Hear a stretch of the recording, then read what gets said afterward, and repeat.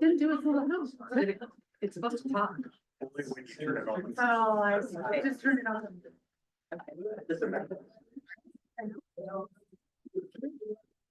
Yeah, right. All right, so Yeah. good evening, so it is 6:34 and let's call this meeting to order.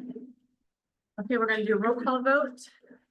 Mayor Swartzler, Present, Councilor Martin Lewis, Present. Councilor Boisvert, President. Councilor Roden. Here. Councilor Court. Here. Councilor Morton, Here. and Councilor Source is absent. He is on his way. I understand he's running late from a prior meeting. Perfect. Thank you. I think that my agenda is still running, but That's okay. If you can take it if you'd like, Mayor. yes. Okay.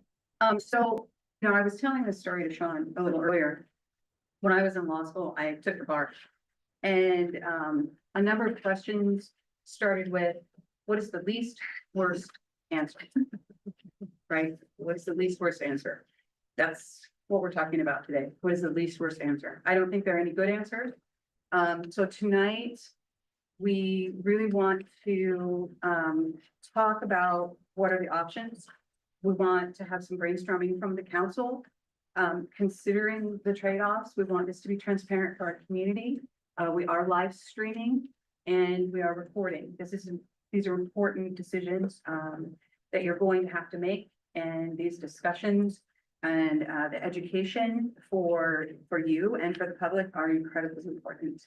And then also, when we get to the end, we're going to talk about next steps and, where we want to go, where you'd like us to take a look at to hone in on certain options, I guess. So, with that, you've all received some information. You, know that we are looking at a $776,000 shortfall for fiscal year 2025-26. And I'm gonna let Rob take it from there. You've all met Rob. He is our finance director. And as I keep saying, he's one of the best in the state. So. we're My, gonna give my it to him. peers are angry at you. I know. So, so how did we come up with this $776,000 number? So at the end of 2024-25, so this current fiscal year, and to begin the 25-26 fiscal year, this is the difference between what we project for fund balance. So what our projected beginning fund balance is for 25-26, and our target fund balance of 1.8 million. That 1.8 million is roughly 4 months of operations in the general fund. So relative, that's one set of numbers, okay? Relative to our ending general fund balance at June 30th, 2024, we're down about $560,000 during the 24-25 fiscal year in fund balance. So we've spent down fund balance about that much. That's what we budgeted to do as well. Okay, so our expenditures and our revenues have been relatively in line with our budget for 24-25. So a couple of things that I want to touch on, because we talk about fund balance and we talk about contingency and we talk about reserves, and those terms get tossed around a lot and they're confusing for a lot of folks. So fund balance is an accounting and reporting term, and it's what's left over after accounting for all the revenues and the expenditures for the year. Contingency is a budget term. And what we do is we budget a contingency as a way to set aside or save an amount for the beginning fund balance of the next year. It is available to use if we need it with council action. Obviously, as staff, we can't just go get money from contingency and spend it. But for things that come up like settling the union contracts and having to fund those COLAs, or if we had some sort of an emergency that was unforeseen, we could come ask the council to transfer money from contingency to somewhere else so that we could spend it. But if we don't, whatever we don't spend really in effect kind of becomes our beginning fund balance the next year. In give or take, right? I mean, nothing's exact, but because it depends on the audit and a whole bunch of different things, but that's kind of the simple picture of it. Does that make sense? Good. Oh, I have a question. And then, During work sessions, it's okay, but during work sessions, we usually don't have public testimony. After the work session, you can feel free to ask any of the staff that are here. Okay, of course. and then just one last thing on that, we don't have specific reserves for the general fund, like a lot of our other funds, our utility funds or our capital projects funds can have reserves, but we don't have those with the general fund. It's not a thing. So the general fund, just to sort of cast a umbrella over the whole thing, the general fund supports core city services, including public safety, parks, libraries, and administrative support functions. I believe that's in the materials that was given to you. And coming back to that $1.8 million kind of target number, the reason that's important is to have that kind of stability year to year of having those funds available. One, if we need them, but also to ensure that we have sufficient resources to get from July through October until our property taxes come in November. Okay, that all makes sense? See, it's nods. Okay, great. You want me to just keep going? If you would like to. You're doing a Really? great job. No. Doing a Okay, great job. so, When you mess wow, up, on jump both in. sides, I'm getting it from both sides. So what's contributing to this deficit that we're seeing? Okay, we didn't get here overnight. You know, we've been, and we're not the only one in this spot. I mean, you've heard us as staff say that over and over and over. It's things like rising operational costs, primarily salaries and benefits, the cost of personnel. Utilities are going up, maintenance and just maintenance and repair costs related to our infrastructure, related to the equipment that we have, facilities, all of that. And cybersecurity is another example of costs that are just going up exponentially. Another contributing factor then is our tax revenue restrictions. We've talked about measures 5 and 50 with you several times, and we'll do it again when we get to budget committee. But simply put, our revenues from property taxes are constricted from growing at the same rate that our inflation and these other costs are growing. You know, PERS rates reset every 2 years on the odd numbered year. So for fiscal year 25-26, we're gonna have increased PERS rates again. And then they stay that for 2 years and then they reset again. It's pretty safe bet they're not going down. Medical costs, medical premiums and insurance costs continue to rise as well. But our tax revenues can't keep pace statutorily. They're set that assessed value can't grow by more than 3% a year, with the exception of new construction. And, you know, we're not having a ton of that around here right now, some, but not a ton. So we set our estimates based on that 3% growth in assessed value, and the math's not hard to do. So we get pretty close on our property tax projections. The other thing, or another thing, is kind of the external economic pressures. We've mentioned inflation, healthcare, pension costs, and population growth, because we do have some population growth that puts the strain on things like police officers, coverage for public safety, you know, increased use of parks for maintenance and operations there, planning services and building inspections. All of those things are impacted by population growth when it does occur.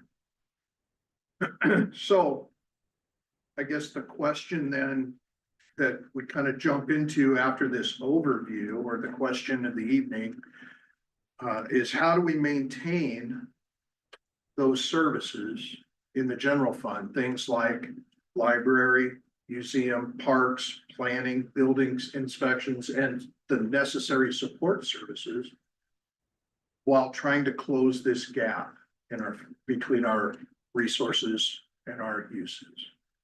So with that, I'll kind of stop there and somebody else can talk. Oh, look at that. Somebody Somebody. else can talk. So we started taking a look at this a couple of years ago.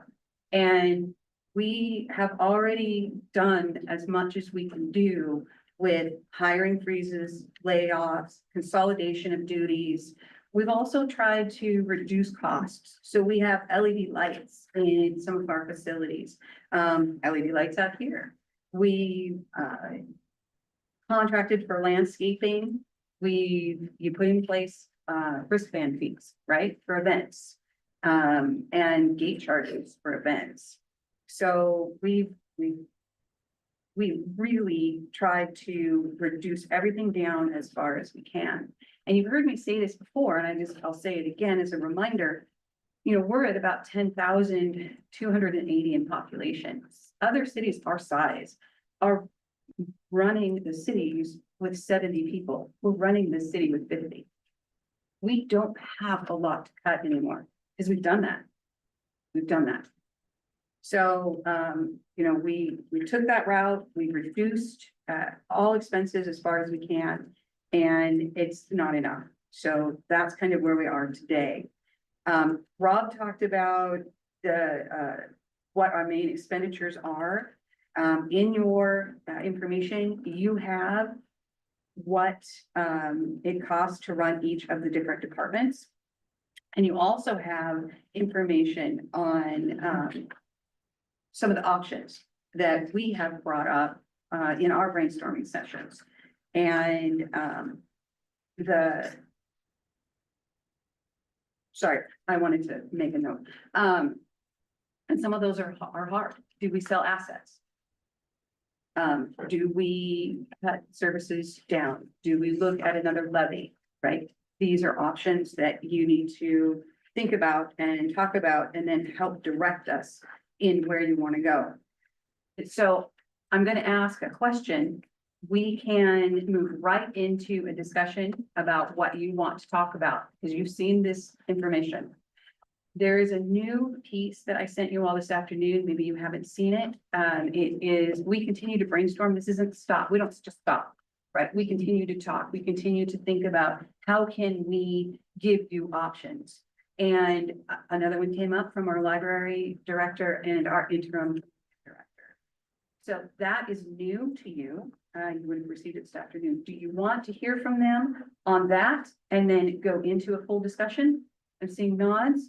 Okay, then I'm gonna ask Patrick and Amy to come into the tomato zone and fill us in on their idea. Can we also, since we have a couple of shelters, can we talk about how a couple of years ago we voted to no longer transfer funding from the general fund, just for background information? Yeah, so talk about how we aren't moving money from our restricted funds. Correct. Okay. Yep. So How we have been balancing it before and why we're not doing that now. yeah, so there were. You wanna take that one? You wanna take that one? I don't care. Look at you, happy as a clam. You take that one, Look, I think relaxed. and I'll fill in. Okay, well. And this predates me, but having looked at the information, what the city was doing was they take their available resources through property taxes and whatever other resources were coming into the general fund, determine then what the cost of providing the services to the community was, and whatever that delta was then was transferred from the utility funds to fill in that gap. So in effect, water, sewer, storm rate revenues were being brought into the general fund to balance the general fund. I mean, in very simple terms. And the choice to not do that, if any further, is we have an ordinance in place in the city of Independence that states the sewer fund shall be used solely and exclusively for paying all or part of any part of the cost of planning, construction, or operation and maintenance of the city sewer system. And we have a similar one for water. And those ordinances, you'll notice they don't say they can be used for the library, the museum, the parks, the police. And so the council has decided to follow our laws, follow our own ordinances. And our attorneys are happy with that. And I think also to add to that, I know when I've been having conversations with residents here in the community, there is a transparency part of that. There's already a lot of still misinformation out in the community about, oh, we're paying for Minnet on our water sewer bills, which we aren't anymore, but it's the citizens want to know that the money that I'm paying for sewer and water is going for the maintenance of the sewer and water.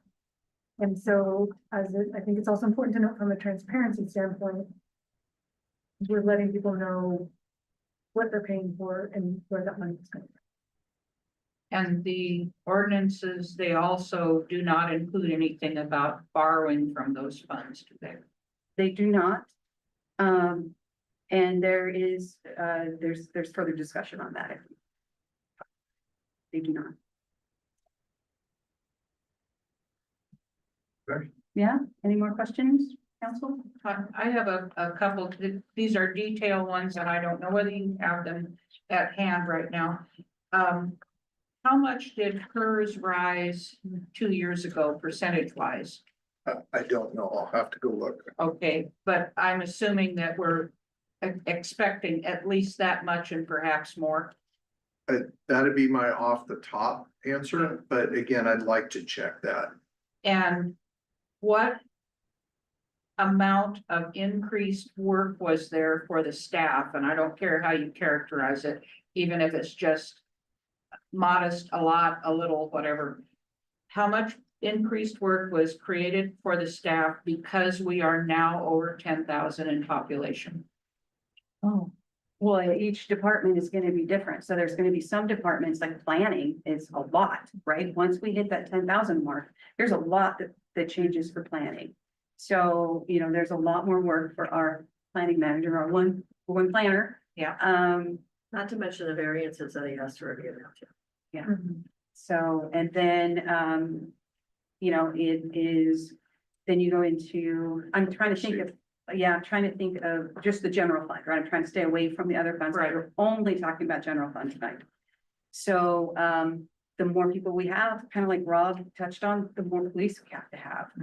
And so I would say that that's a pretty, So it does add a significant amount to the financial need. and the same with the library, right? The more people, the more children, the more that Right. the library is gonna have to serve. But I also understand that there are some state regulations of additional reporting and record keeping that needs to be done. Mhm. And then finally, I know that there's been some concern on the part of builders and others in the area about high SDCs. I did hear something the other day about that there is potentially state help to help defray the cost of SDCs. So I don't know, that's a little off what we're talking about. 'cause I know, we're talking about if general you want fund. to kick me out, I'll So- leave. Oh, take me. Never. So I will give a very short answer because I want to keep us right on track because it's a lot we have to talk about. If what you're talking about is that there is a bill that is right now working its way through, Okay. I believe that Representative Thomba put that bill in.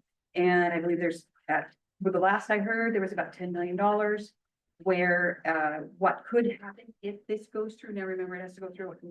We're just in session. It's a very long and a long process, but approximately $10 million. What would happen is developers could access with, working with the city, that money, that SDC money would come into the city. And then the developers would pay it back to the state and the state would be the one to collect it. That way the developers would not have to, upfront pay for it. And that would allow them to build. And, you know, that, it's not just us, it's all over the state that there are. Oh, I know it. So that is one possible thing, and the 10 million, if you think about it, is not that much, but it's a good pilot. And I apologize for asking an inappropriate question, but you know, you sit and listen to things and stuff came and you want to write it down and you just got my musings. How much is in our utility fund? Pardon? How much is in our utility fund? I know you said it's in here somewhere, but didn't. In the utility funds? The utility I don't funds, have again, that. which we're not talking about the enterprise funds, we're talking about the general fund. So we don't have because remember, utility funds are water, sewer, stormwater, they're restricted. They don't And have to be restricted. If we're talking about all options on the table, and if it was the city council who decided to restrict those funds, I think it's fair to put it on the table that maybe we shouldn't have cut ourselves off from those funds so quickly.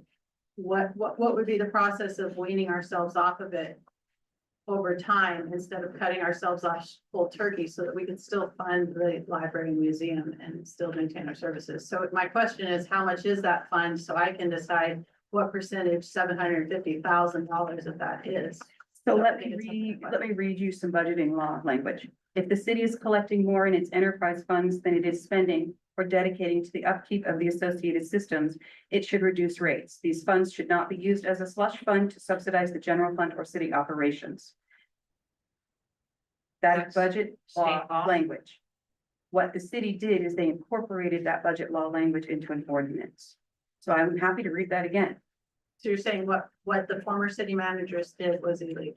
What I am saying is that there is an ordinance that reflects budget law language.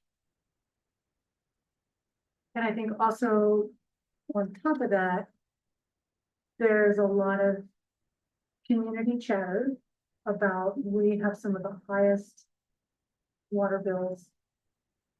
And if we're not using that money on water, we need to be very transparent. So if we're charging people for water, the expectation is that that goes for water. So we would need to be, again, very transparent about that. And I think also, as pointed out, we have ordinances in place that restrict us from this. So just because we were doing it before did not make that the best way to do it. And then if there's no other questions, I'll let Patrick and Amy talk about the new information that they brought this afternoon. Thank you for continuing. And that's a compliment. Thank you for Yes. continuing to brainstorm. Yeah, I'll Joel, share start. really Yeah. quick with a brief, if you have it in front of you.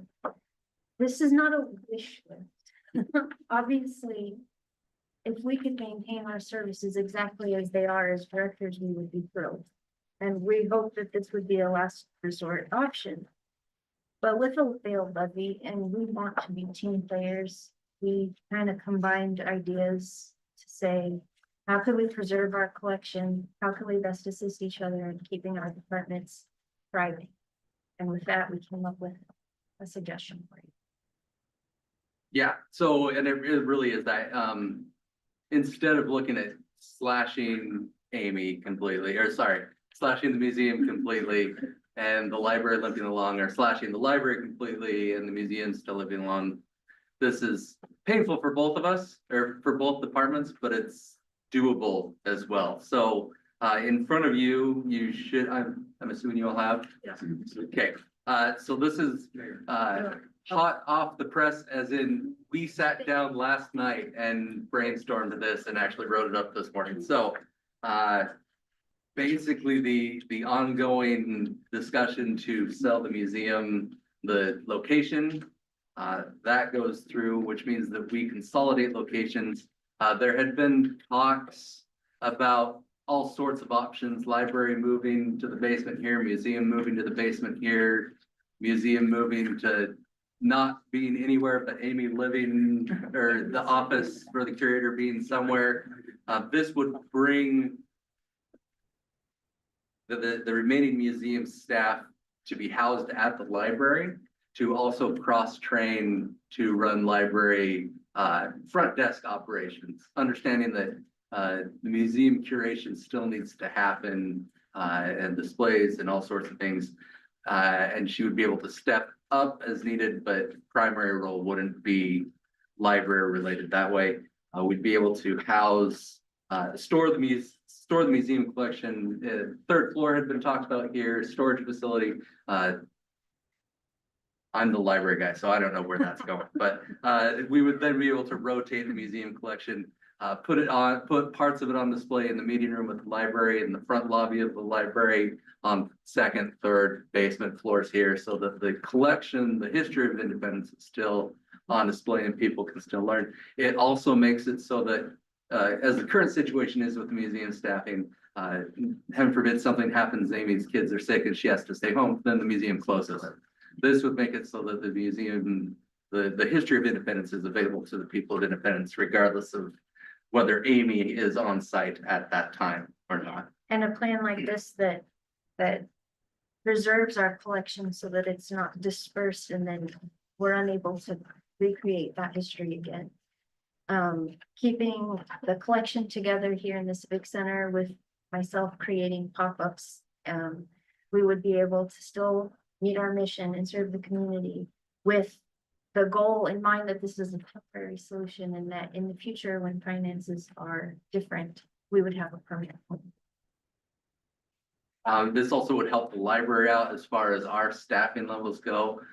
Looking at comparisons, but also knowing what it takes to run the library. It's not necessary FTE, numbers help, but it's also the people in the building at that time. It would be able to step in, or sorry, museum staff, trying to be very. Museum staff would be able to step in the same way that, you know, if something were to happen with museum staff, we'd be able to have their collection and displays still going on. If library staff are training or sick, or if you were at the library last Friday, for example, half of our staff were out sick and it was bonkers. It was, yeah, not so good. And that would be a way that we could call in, even if it wasn't the museum staff's time, they would be able to come and help, at least with the front facing desk operations. We wouldn't be asking the museum staff to cross train on collection development or running story times, but this would be the more step up as they're able to do things. By doing this, we would be able to combine the budgets of the two departments to take cross cuts across both. I will admit, and I think Amy will as well, that these numbers are very squishy in that, I mean, we looked primarily at the museum spreadsheet first and then ours. We could take the cuts from either, sorry, ours being the library, we could take the cuts from either as far as the things go from materials and services. What I mean by that is we looked at Amy's, at the museum budget and said, okay, well, we'll completely cut out your postage and it will roll into the library postage. If you want to zero out the library postage and we roll into the museum postage line item, that works as well, right? Same thing with office supplies, you know, okay, well, the museum line item was cut to zero because they would roll into the library's office supplies. Whatever makes everyone feel good, the total numbers we believe add up, but that's why it looks like there's so much more of a cut to museum than library at this point. And we would be the ones giving up physical space, so insurance, utilities, the costs to the city for the building itself, all of those things would be saved with us rolling it. Correct, the cuts, oh, Yeah, Councilor quick Dorsey. question. Thank you. Yes. My question's around the museum collection. Is there any pieces of our collection that when we were given to them, it was with the understanding that they would be on permanent display? Could we potentially lose collection items if we were to go around where it's gonna guarantee permanent display? That's a good question because there is a lot of sensitivity around how things are donated to a museum and there is an understanding of how they will be used. We have a policy not to take things on loan. And everything that has been gifted to us is a transfer, a deed of gift, and it is contractually like it is up to us whether it's on display or not. So my goal is wanting to meet the mission and to be an ethical historic resource. I would be rotating displays as frequently as possible with the goal that ultimately we will be expanding the library and creating a permanent home for the museum on an upper floor where we could put those exhibits back up. Thank you. Yes, Amy, am I correct in assuming that when you take in an accession, that it is not guaranteeing that it's gonna be displayed, but it's guaranteeing that it will be maintained and preserved? Yes, exactly. And that's all down to the contracts and how they're written. Ours specifically are checked that they are transferring ownership to our organization, and it is up to us whether they are on display or not. But of course, it's my goal to make sure that as frequently as possible they are. By having the museum staff on site in the library, would that allow you to open on Saturdays? With them not on site, it is not a possibility. Wow. Are you running for office? And to answer Rob's question, no, I am not running for office at all. That's something, we haven't looked that close at it to see, it would require jumbling schedules around, and that's, Dreaming ahead, assuming that we get the expansion and we get the permanent home for the museum, of course, I'm envisioning the ability. Again, to have a sick child and say. Library staff, unlock the museum, my volunteer will be there, but I'm unable to be there, vice versa. When that happens for library staff, I can do that. Well, that's a question for you, city manager. If that is indeed the scenario, she's got a volunteer working in the museum space, does that cause any issues with liability and the fact that volunteers are not meant to be the only staff on site? So, Amanda, is that our insurance, speak to that? It does. We need to just double check on it, though. I don't want to give you. I'm a little clear on the liability issue. I mean, we do cover volunteers for workman's comp, don't we? That's correct. Yes, we do. So what is the liability issue then? That they would leave and leave the door open and or building down, yeah? Right, Okay. right, yeah. so I will also clarify, that is years down the road. There won't be museum volunteers in a museum space because there won't be a museum space. There'll be a library meeting room and a front desk, and so most of the volunteers will be either coming in from the museum's pool already to help at the library, or library volunteers to help set up and curate, not curate, sorry, what Install. install and maintain exhibits. We wouldn't have, at this point, volunteers in a museum space because there wouldn't be one. Now, if you all recall, 20 years ago, 22 now, when the library was built, that whole north wall was designed to be bumped out. And that's what we're talking about down the road, an expansion to push out and then build up as well for second story museum location, and increase the And library that's what I'm size. talking about, because we're not gonna augment the museum staff going forward. So if Amy does have to leave because of a sick child, there's gonna be a volunteer in the museum space. Yeah, and we'll cross that bridge in Yeah, 5 years when we get to it. yeah, and things could change by then, right? So the answer we give you today could be completely different in 5 years or 10 years, or let's say 3. If it were happening next week, that would be okay. So if we move forward with this and our goal is to build a second story on the library, doesn't that remove our opportunity to have a Spanish library upstairs? Wasn't that the plan? I don't believe that there was never, as far as I'm aware, plans to move up, just to move out.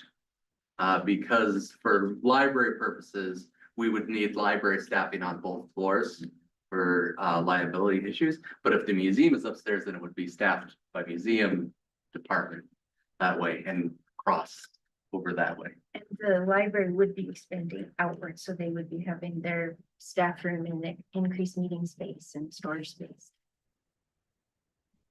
When the museum was moved a few years ago, was that done for fiscal reasons or was there some other reason? Accessibility reasons. I believe it was gonna be more affordable though. I think it was what, $40,000 to make the previous Heritage Museum ADA accessible, and we decided to spend $500,000 plus to move it to downtown. I can't speak to that. Yeah, that was before, I wasn't involved with that. It was before most of it. Yeah, and there were space considerations with the old Presbyterian church. We weren't able to, really, with any ease at all, move exhibits in, out, or even around within the space. Just, it was a very small, very tight space. I loved it. And there were moisture issues also in the basement that were also going to happen. And a lot of heating and air conditioning. And bees in the wall. I love the old museum. I thought it looked more like Independence. It was more historic. It was what we needed. Now we have more of an industrial space. Any more questions, counselors? Okay. One of the things I really appreciate about the museum, in addition to our collection, is the rotating displays from the Oregon Historical Society. Yes. I kind of, from what I'm hearing from you all, that just wouldn't happen until we found a new space. Actually- Or that would be the exhibit for on display at the museum. Is that correct? For the foreseeable future until the expansion could happen, we would have exhibits like that in the third floor of the Civic Center instead of in our conference room in the museum. But those kinds of rotating exhibits could absolutely still happen as long as the department still exists. That's a part of the relationships we've built already. And then I will note, that some of those were on the second and third floor previously, because there wasn't room in the museum. So We did Not have, just the library. yes. There's some on this floor too with the hot press outside.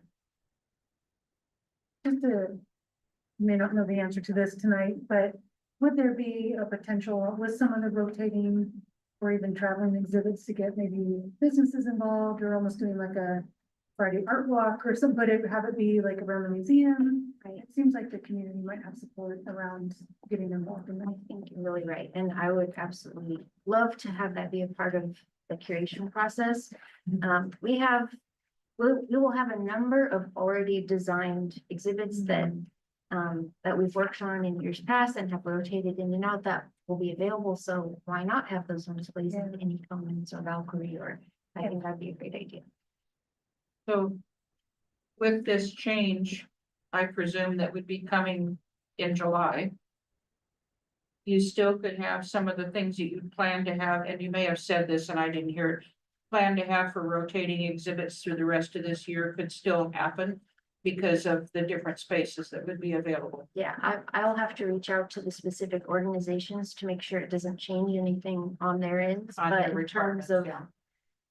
we're already covered by insurance, that's already been taken care of, the contract's already signed.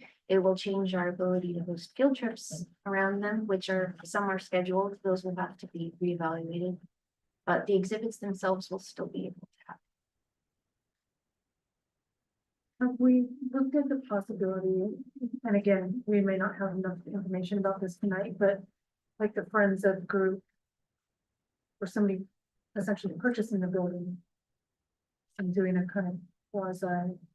That's something that the society has talked about, they don't have the funds accessible in time for the next fiscal year for that to be a feasible option. But if this is last resort, and if there are other options on the table, they would give us another year or two to plan. That's something they talked about. And that's a good segue to a couple of things that, you know, the finance and city manager, finance director and city manager think about that our wonderful directors don't. If this moves forward, then we are relieved of $85,000 a year on the mortgage payment If we so. if we sell the building, right?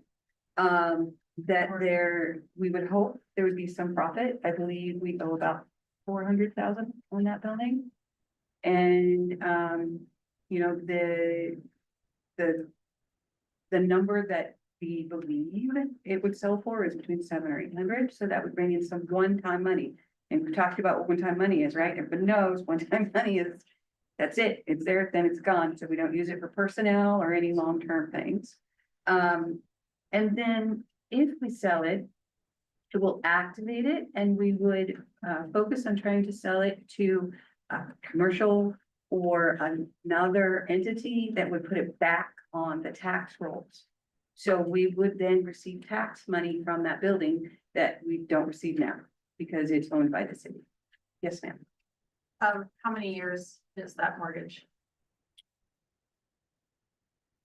I want to say that there's, I think it's less than 10. I don't know the exact number, but it's about 85,000 a year. That's principal and interest. So 850. Yeah, 85,000, and it's about 400. I think the principal balance is somewhere between 4 and 450. So we still owe about 850. No, about 430,000, I think, is the number of what we owe. And then, yeah, my concern when we bought this building was we were taking away revenue from downtown. And we moved this building. But I don't like the idea that we're setting ourselves up for a potential huge payment to expand our library. I'm not sure how we can give the museum a short-term reprieve by moving it to the library and then not having a plan for how we're gonna pay for the expansion of the library. And that puts a huge caution flag in my mind of this is a inappropriate way for us to go because it puts us in a spot where we're again setting ourselves up for failure because we don't have money. I don't think anybody said the city would be paying for the expansion. How did the new library get funded? By grants. Almost exclusively by grants, and it took 3 years of doing grant funding because I was on that task force and, I can't tell you how many different grantors I talked to, but we got enough money to build that library. And we even had to change plans in midstream because the beginning thought was to take the old AC battery building and remodel it. Yeah, now it's funny, but back then it was a viable option. Yeah. Why didn't we do that for the museum? I'm afraid no one was here at the time, and I would like to keep focusing on going forward because what we did before isn't gonna change anything for the No, future. we learn from our past and we don't make those same mistakes again. And I'm afraid we're making the same mistake again by saying, okay, we're gonna find this money and rebuild the library into a museum. You keep telling me not to look back, but I feel my questions are valid. Well, the concept, as I understand it, is we could leave the museum and the library functioning together like that for 20 years, if that's what it took to fund it. It's not what you're thinking though, is it? That's not your goal. 20 years? That's a long time. I wouldn't love for it to take 20 years, but there's no timeline in the plan. No, it's an open book. And it would also be a way that our respective 501c3s could join forces as well, right? So the Friends of the Library and the Heritage Society would have a joint mission instead of the Friends of the Library trying to just fund a library expansion for the library and the Heritage Society trying to find a place or build a place or do whatever else. Hot dogs. Exactly. It's a combine, it would be a way to combine. And that's, you go ahead. No, go ahead. I was just gonna say, that's a lot of burden to put on an all volunteer group too. So, theoretically, let's say we go down this path and our plan is to sell the property. Would we wait till July to put it on the market? Would we put it on the market before July, move forward? And then, We would start the process, counselor, as soon as we receive direction from council. so hearing that, I think my thoughts are who needs to hear this idea the most are the people. And so starting this conversation and making sure that we find ways to engage our community. And this is an idea, and what do folks think about this idea is probably where we're gonna get the feedback of how much this actually makes sense. So you're jumping to the end. I know you were in prior, you were in a prior meeting, so you missed the conversation. At the very end, we're gonna talk about bringing the community in and next Sure. steps. And I'll give you all a little piece. Our communications director and I have already started working on a survey. It's a very high level, first across the board. We'll talk about it later tonight. I guess, Right on track. thank you, city manager. I guess my last point on that before we get back to where we need to be is, I really am concerned about us. I mean, the vote in November was a message from the people, clearly. Like clearly, we heard them. Mhm. And what I heard, and maybe this was just me, was what I heard was, we don't know why we're doing this. And so I worry about slow walking a process that is gonna be really, it needs to be really robust and be really strong right out of the gate, and we just don't have a lot of time. And so I just felt like I needed to say that, so, thank you. I think the combined Friends and Heritage Museum Society together will be a component in that education. Can I just ask that everybody speak up, because I'm worried that people behind us aren't. Oh, okay, A lot of what we're saying, sorry. I'll try. the public. And as Finance Director Moody indicated, as will the Budget Committee meetings. So as you recall, we're gonna have, I think it's next City Council meeting. Finance Director Moody and I will be there ahead of time, and the community can come in and ask us all kinds of questions about the budget, what it looks like, how we're going forward. Of course, we won't have numbers, but the process itself, of where we were, where we are. March 11th, 5:30 PM in the council chambers, right? Correct. And so we are starting the council, source, we are starting the process.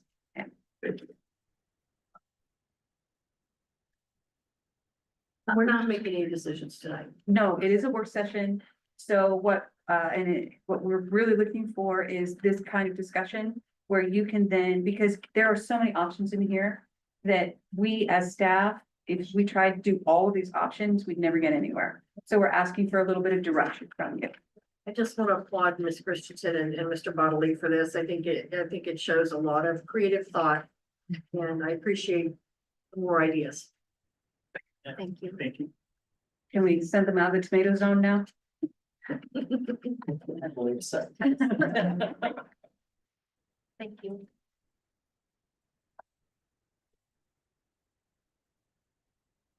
What happens if we, another option, can I?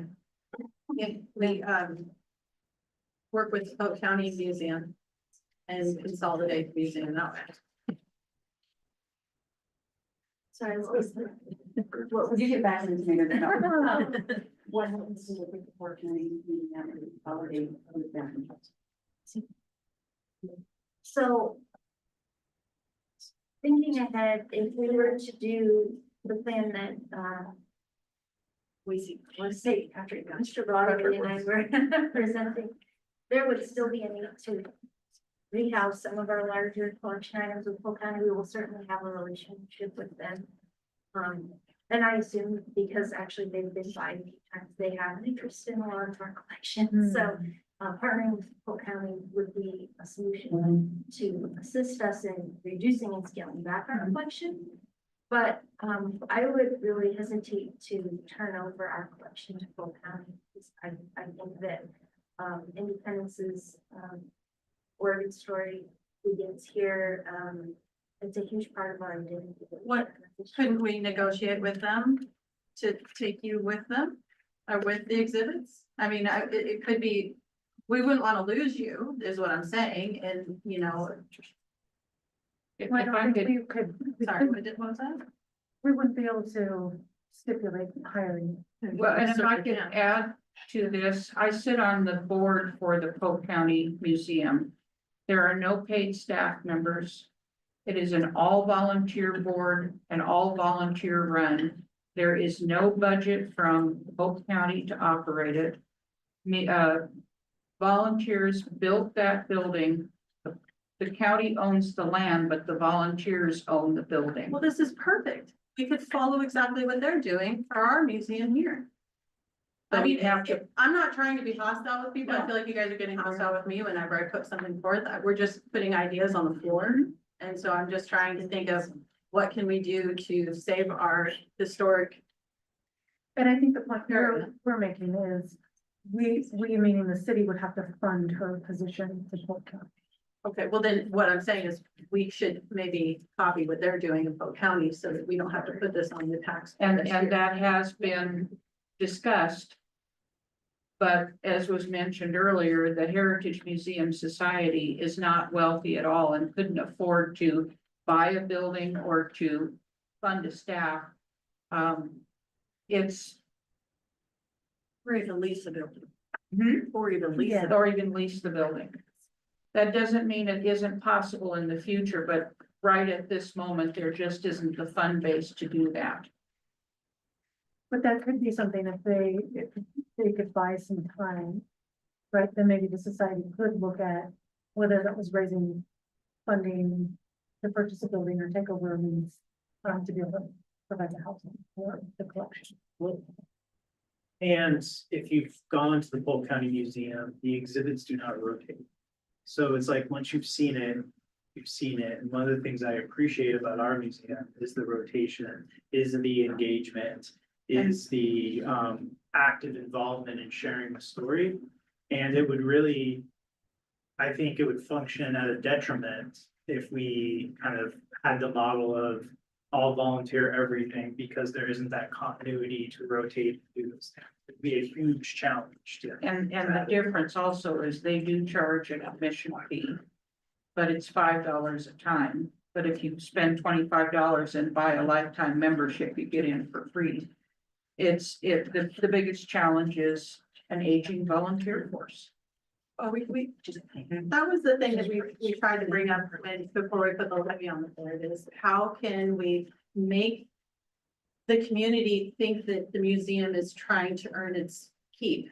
And part of my suggestion for doing that was to have a fee for people to get into the museum, earn its keep, and then it looks like at least it's contributing to itself a bit and earning a bit, and we didn't want to go there. So, I mean, that's maybe something we can investigate now and research a little bit further, but,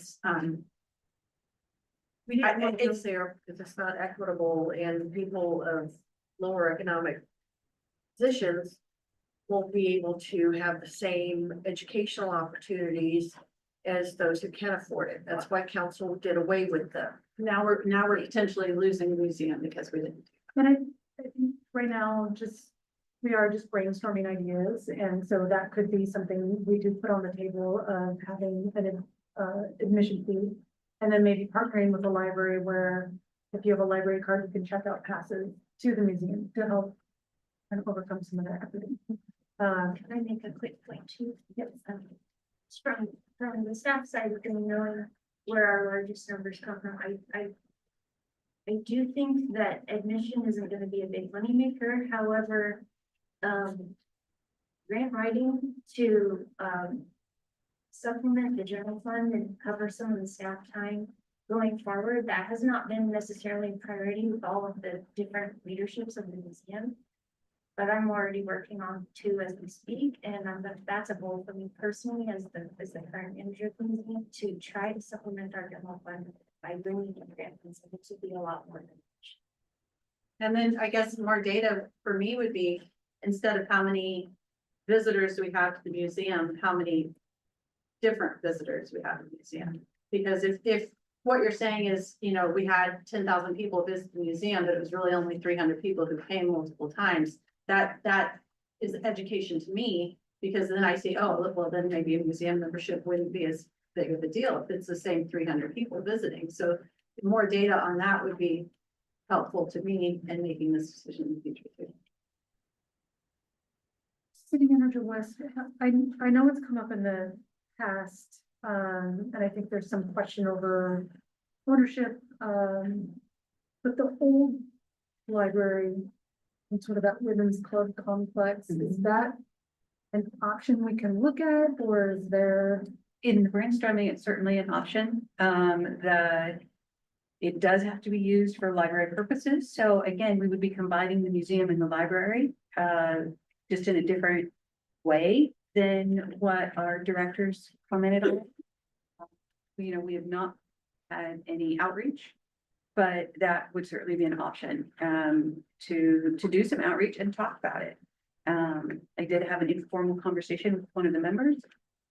It didn't seem adverse, but it would take a lot more conversation. So if it's something that the council is interested in, then we can start that discussion process, most definitely. And it is it's another combining the two opportunities. Because that would at least give the museum then its own space, even though we would have to combine the library, it would still give Amy the opportunity to make it feasible like she has been. I personally think it's worth having that conversation, to just at least know how viable the option is. I see a lot of nods, so I'm gonna take that as direction to, at this point, and then I will circle back. In case you give us like 93 directions and narrow you down, but I would put this down as a potential direction.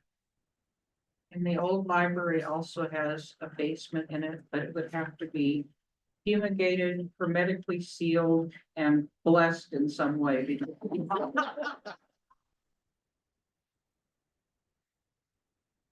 All right. Very good. We can work on it. Truly. Someone we know, the Ghost Walk, right? New staff position. City exorcist.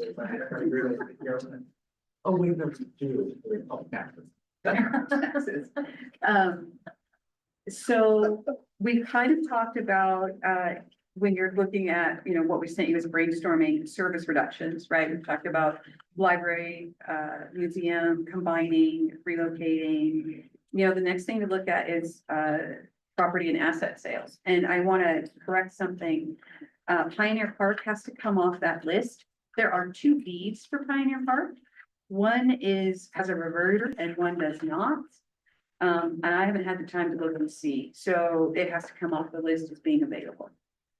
Is that because of the Henry Hill donation? Who else? is Again, on the there's, I haven't had a chance to really look at it. I just noted that on the second deed that wasn't in the information, but another counselor sent me some information on it, that there is a reverter. So There's also a reverter on the Boise Park. there's not, No, there's not. there is not. We've been in contact with Boise. They've made it clear that we can do what we want to do with it. They don't want it back. We do not want it back at this particular point in time. It's It's never their intent that we couldn't do what we wanted. right. But it's been clarified. Yes, and that's thanks to Counselor Ford. We did ask about it and I asked if she could double check and she did a great job. So thank you, Counselor. Well, I would like to see facts on that then. There's an email that we have from That their would be legal great counsel. if you could send it. Yeah.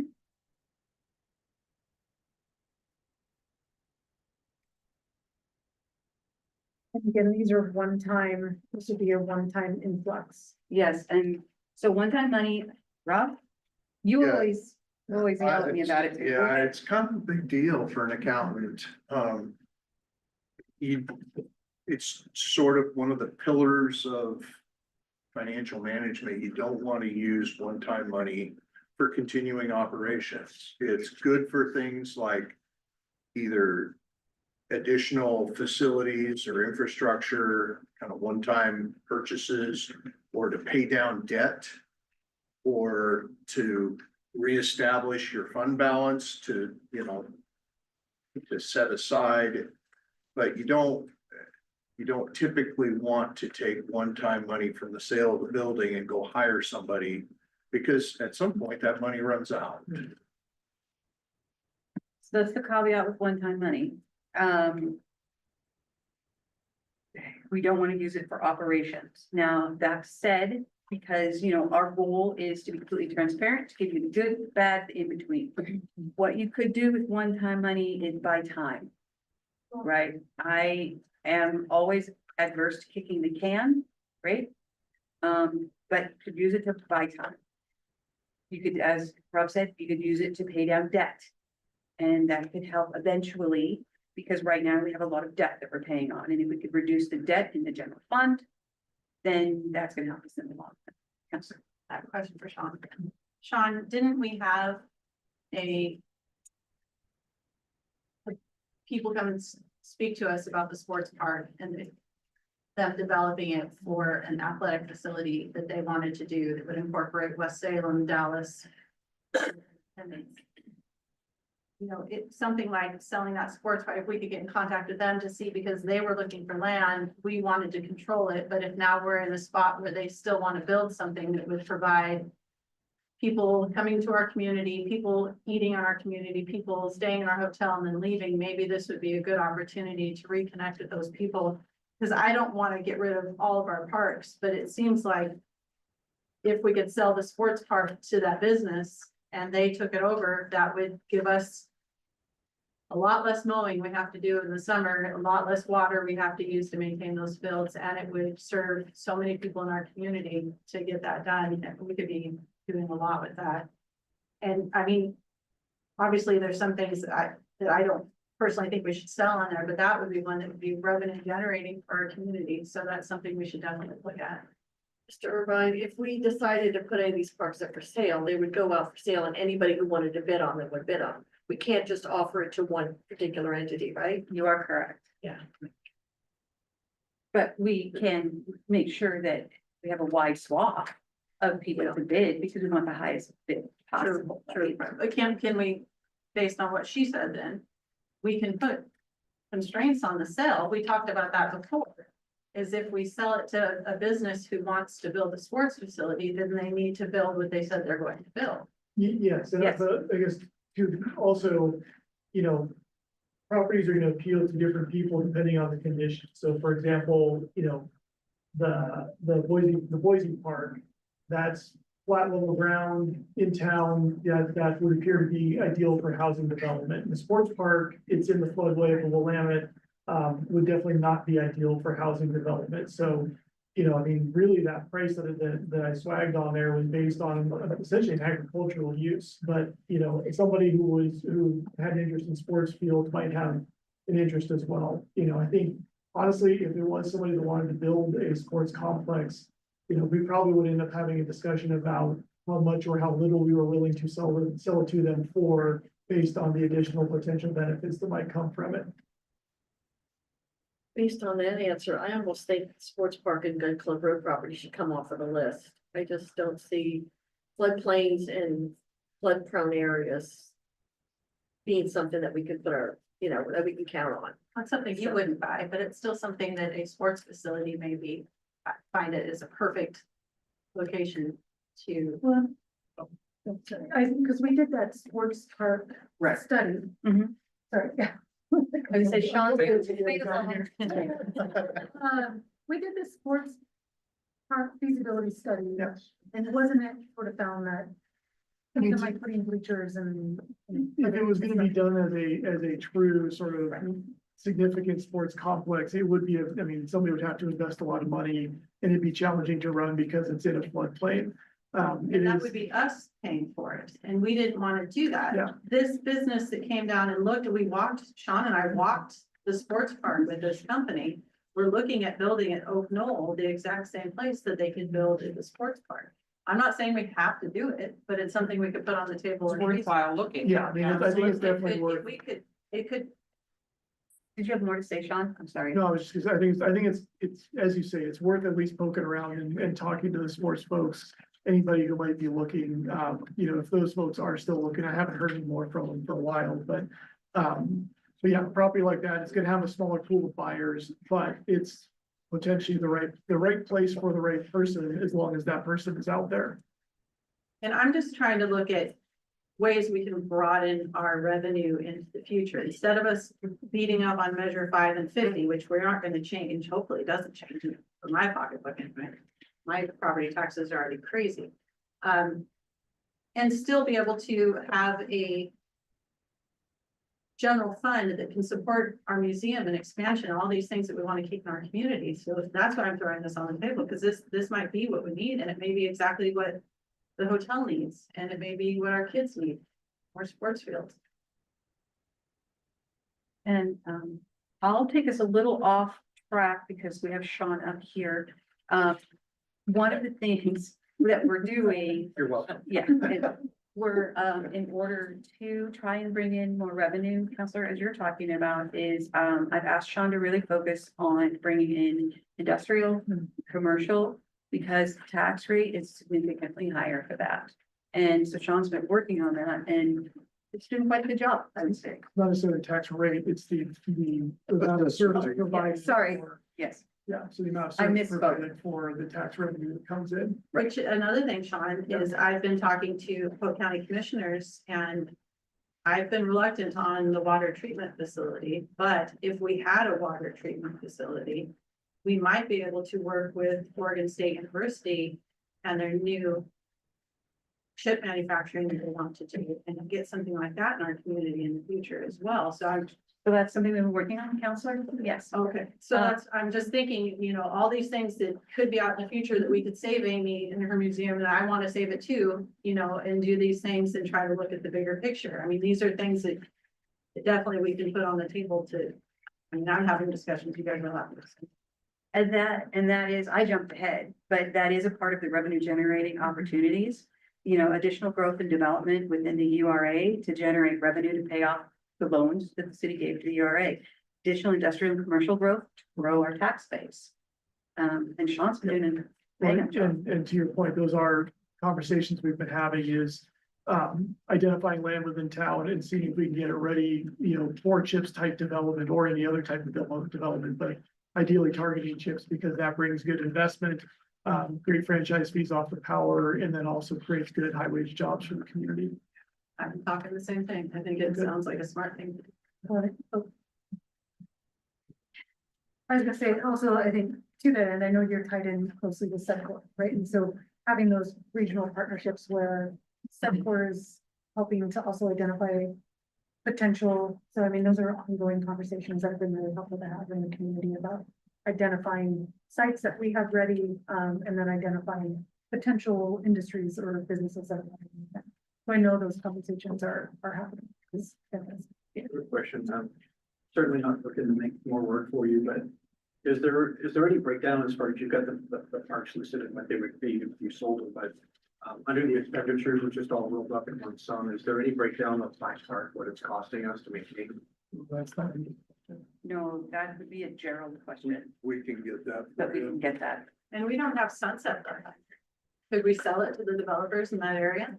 So Sunset Park, we excluded parks that are have been improved significantly, and that includes Riverview Park and Sunset Park. They have been improved significantly, so those have been pulled off, just like the restricted ones were pulled off.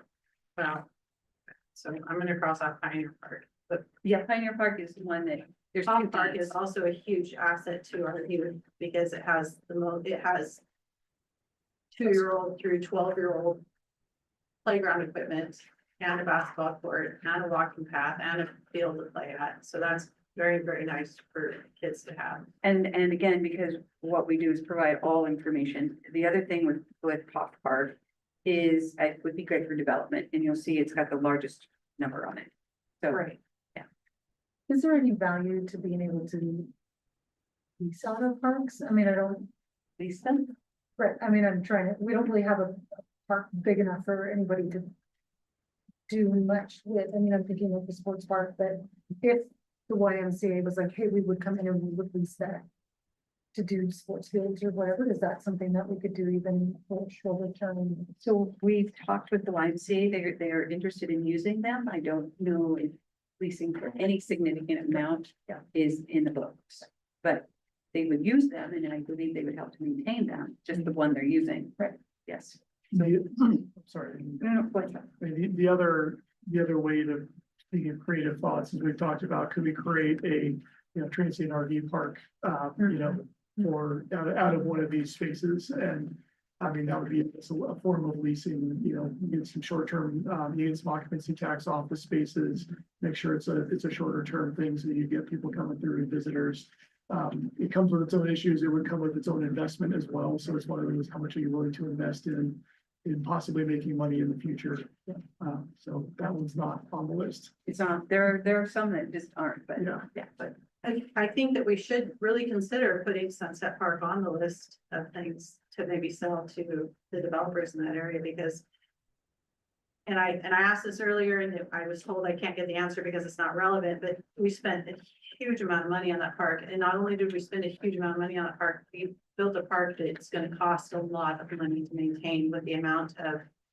The variety of vegetation, the amount of open beds that we planted in, the amount of space, if we could sell that to, like, look into at least selling it to the community, the developers, then they would have to maintain that, and they would have to pay the water bill, and they would have to. so as I indicated to Counselor Morton, the discussion about Sunset Park, the reason it's not relevant is because no general fund monies were used to build it. It was built with system development charges, which are restricted funds that can only be We used still for didn't that. have to spend $500,000. of And city it was funds. also built with grants, so it was not general fund. That's why that is not part of this discussion. I think it's important to remember that those system development charges came from that community. Yes. Came from the houses that were built around that park, so it would be as if, you know, you living next to Pioneer Park, we sold that after y'all paid to develop that park. So I mean, I think it's important to remember that those system development charges come from that neighborhood who then had to pay that.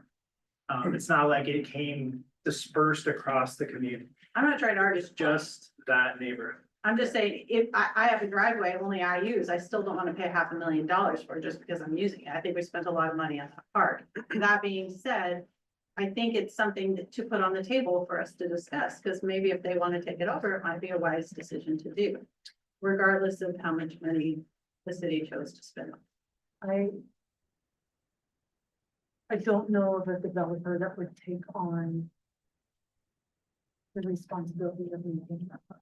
Right, because they're not in the business of maintaining What parks. would, or They don't community. actually own that development. what that, well, I've seen it in other communities, and what that means is a private It's a private park. park. Right. That's not accessible to Right. people outside that neighborhood. Right. And that's not consistent with the values of independence, in my opinion.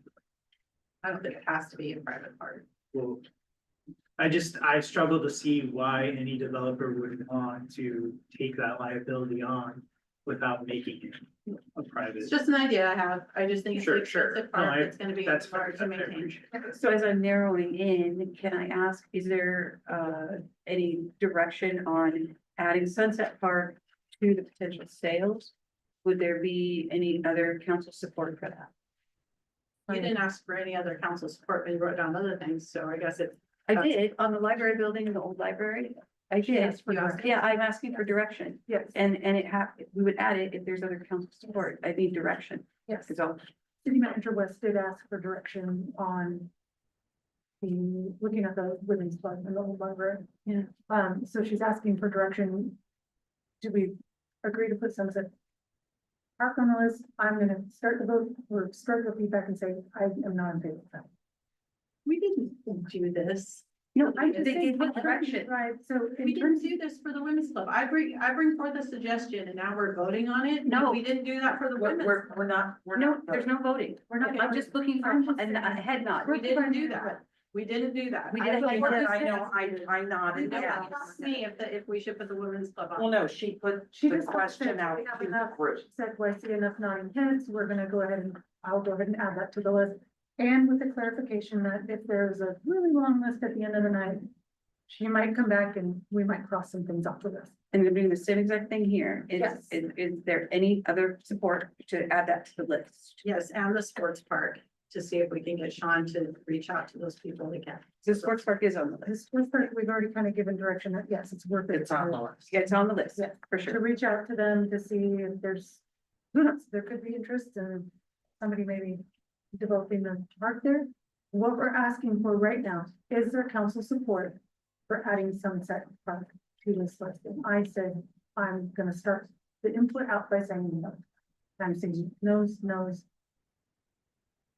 All right, so we'll take that one, we'll leave that one off. Are there any, So are you opposed to exploring the women's club in the historic No, library? not opposed to it, but we never, Okay. I was never asked that before, and you know that. Okay, I felt that we were asked, so I just wanted to clarify that you were on board with it. That's all. And you are, yes? Let's proceed. so the other parks that are there, are there any on or off, any direction on any that should be taken on or off? Sports park is on. I would say that I've heard from, in terms of looking at kind of the park system across the community, that South Park with its proximity to the housing and maybe their lack of adjacent, other parkland adjacent to it, but that would probably be one that's a good benefit to the community, to remain as. So remove Pop Park. Am I looking at any direction? I would agree with that. I think Pop Park is very visible and that it was a legacy park that we started a long time ago. The other thing that happens there is that there's quite a group of soccer players that come in and they bring their own, I don't know if it's called a backstop or goal, whatever it is. And it's very well used. It is, yeah. All right, and I'm hearing direction to pull Pop Park off.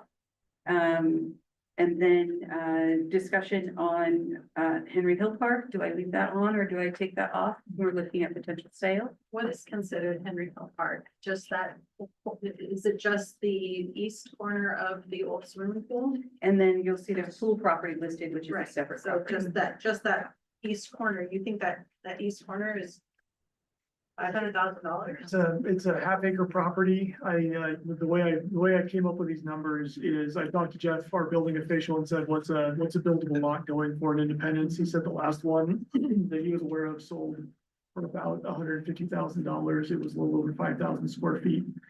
So I basically just used that and extrapolated and then basically dropped the number a bit just to be conservative. So here's what I hear from the community. The community tells me that they feel like the Henry Hills neighborhood is often thought of last and least often. I feel if, for me, that we could have used systems development charges on both of those parks and done something with Henry Hill Park it used to have. I was a kid. Swings that merry-go-round. Like on. To have those things. And that community feels underserved. And I don't think they're allowed to use playground at the Henry Hill School. So that is the only potential for a park that I can think of in that whole Henry Hills area. And so it would be nice if in the future we had that piece of land to maybe make that a nice community. All right, I'm hearing direction to take Henry Hill off that list. Leave the pool property on. Okay, Henry Hill's off. Okay. So leaving the pool property on, and unless I hear someone telling me direction otherwise, Tennis courts. you're okay. I want to make sure that I'm not moving you too We're fast. clarifying the location. Yeah, Basically, the bottom four on the list stay on. does that sound about right, council, that you would like us to take a look at the bottom four? I agree. Okay, I'm gonna go ahead and add that as a direction. And, But with the sports park caveat, just to make sure that if we were to sell the sports park, we have to maintain the walking path in that area. That's critical to our community. That is so well used. I'm just Mhm. amazed with how many people do that. No, the walking path goes all the way down and, Both marks there. yeah, the boat launch. and I'm gonna reiterate for Rob's benefit, that this is one-time money. So we have to figure out if it looks like we are selling, we are going to be talking a lot more. Yes, yes. Can you repeat what you said? I just. It's a one-time cost we just made. Yeah. And I love the sports park and I think if we could get it developed and somebody else maintain it, it could be fabulous. So, we will, as we move forward. And one thing I didn't double check on, you talked about maybe, putting together the museum and the library, maybe talking to, the women's club. Should we continue looking at what it could look like to sell the museum? I'm sorry. Selling the museum. Should we continue to look at that? To privatize it? I'm seeing more head nods than not, so. Yes, and I'd also, since you were talking about caveat for the sports park, which makes sense. I'd like to see something come in there that would contribute to the downtown in as much of a way as the museum has been doing. Yes, And then pay taxes at the same time. thank you. Okay, great. Now, so we've talked a lot about how to reduce services and how to eliminate some of the holdings that the city has. There are revenue generating opportunities. And that includes, and you see that in there, that includes a fee like we did for the public safety fee. That includes going back out for, our police chief is allowed to have a phone, because you never know what's gonna happen. And, he's the only one that gets to do that. Because if he has an emergency, he gets to go. So that would include a fee like for the public safety fee, going back out for a levy at some point in time. And of course, we're still looking at grants. I mean, that has been a focus since day one, which is why we have this wonderful grant writer. And then, it's just, I can't think of other large revenue generating opportunities. But if you have any, now's the time, and then let's talk about if you want us to look at any of those. What's the How long is the public safety fee in place for?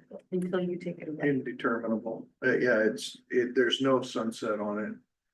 But it's It diminished. goes down. It goes down to $10 and then it's indexed. It goes from to that. 17 and then to 10. Yeah, 17 and then 10, and then it's indexed with inflation from that point forward.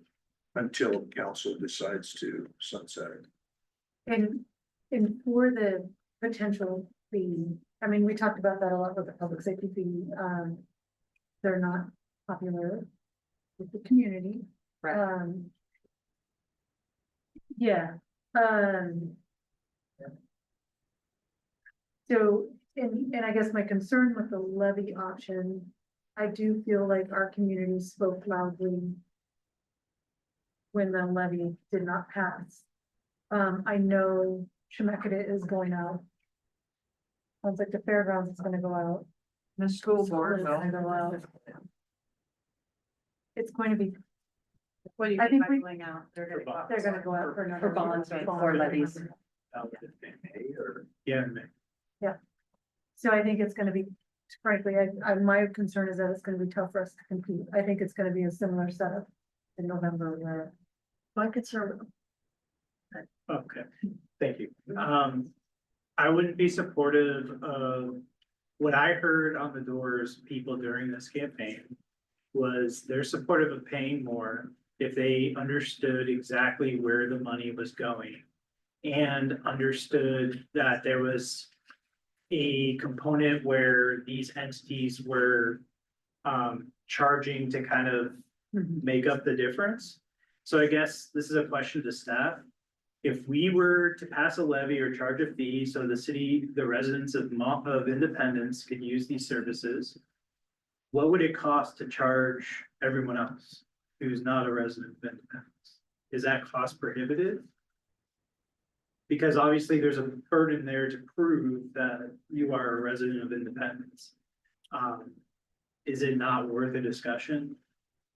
That's kind of leaning on you. I don't know that it's not worth a discussion. Okay, I don't know what the requirements or the caveats are with respect to like the library. When you're serving out of district folks. And you may be able to speak to that. I can't. In terms of the museum, I don't think it would be difficult to charge out of district folks to use the museum. and parks, Parks have no idea how you. do I would that. envision it at events, Yeah, so big fence. No. for I- independent, for Yeah. any days, it would be Yeah. free for Independence residents and charge for everyone else. I For mean, example, we did do some of that. Not gonna work really well for Independence Days.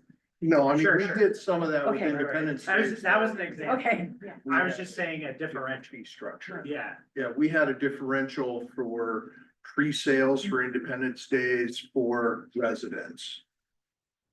I think our job as the City of Independence and the city council is to make sure that we live in a safe community. So we fund our police, we maintain our streets, we have water, we have these. I mean, I love our museum and I love our library, but those aren't part of what we have to do as a city.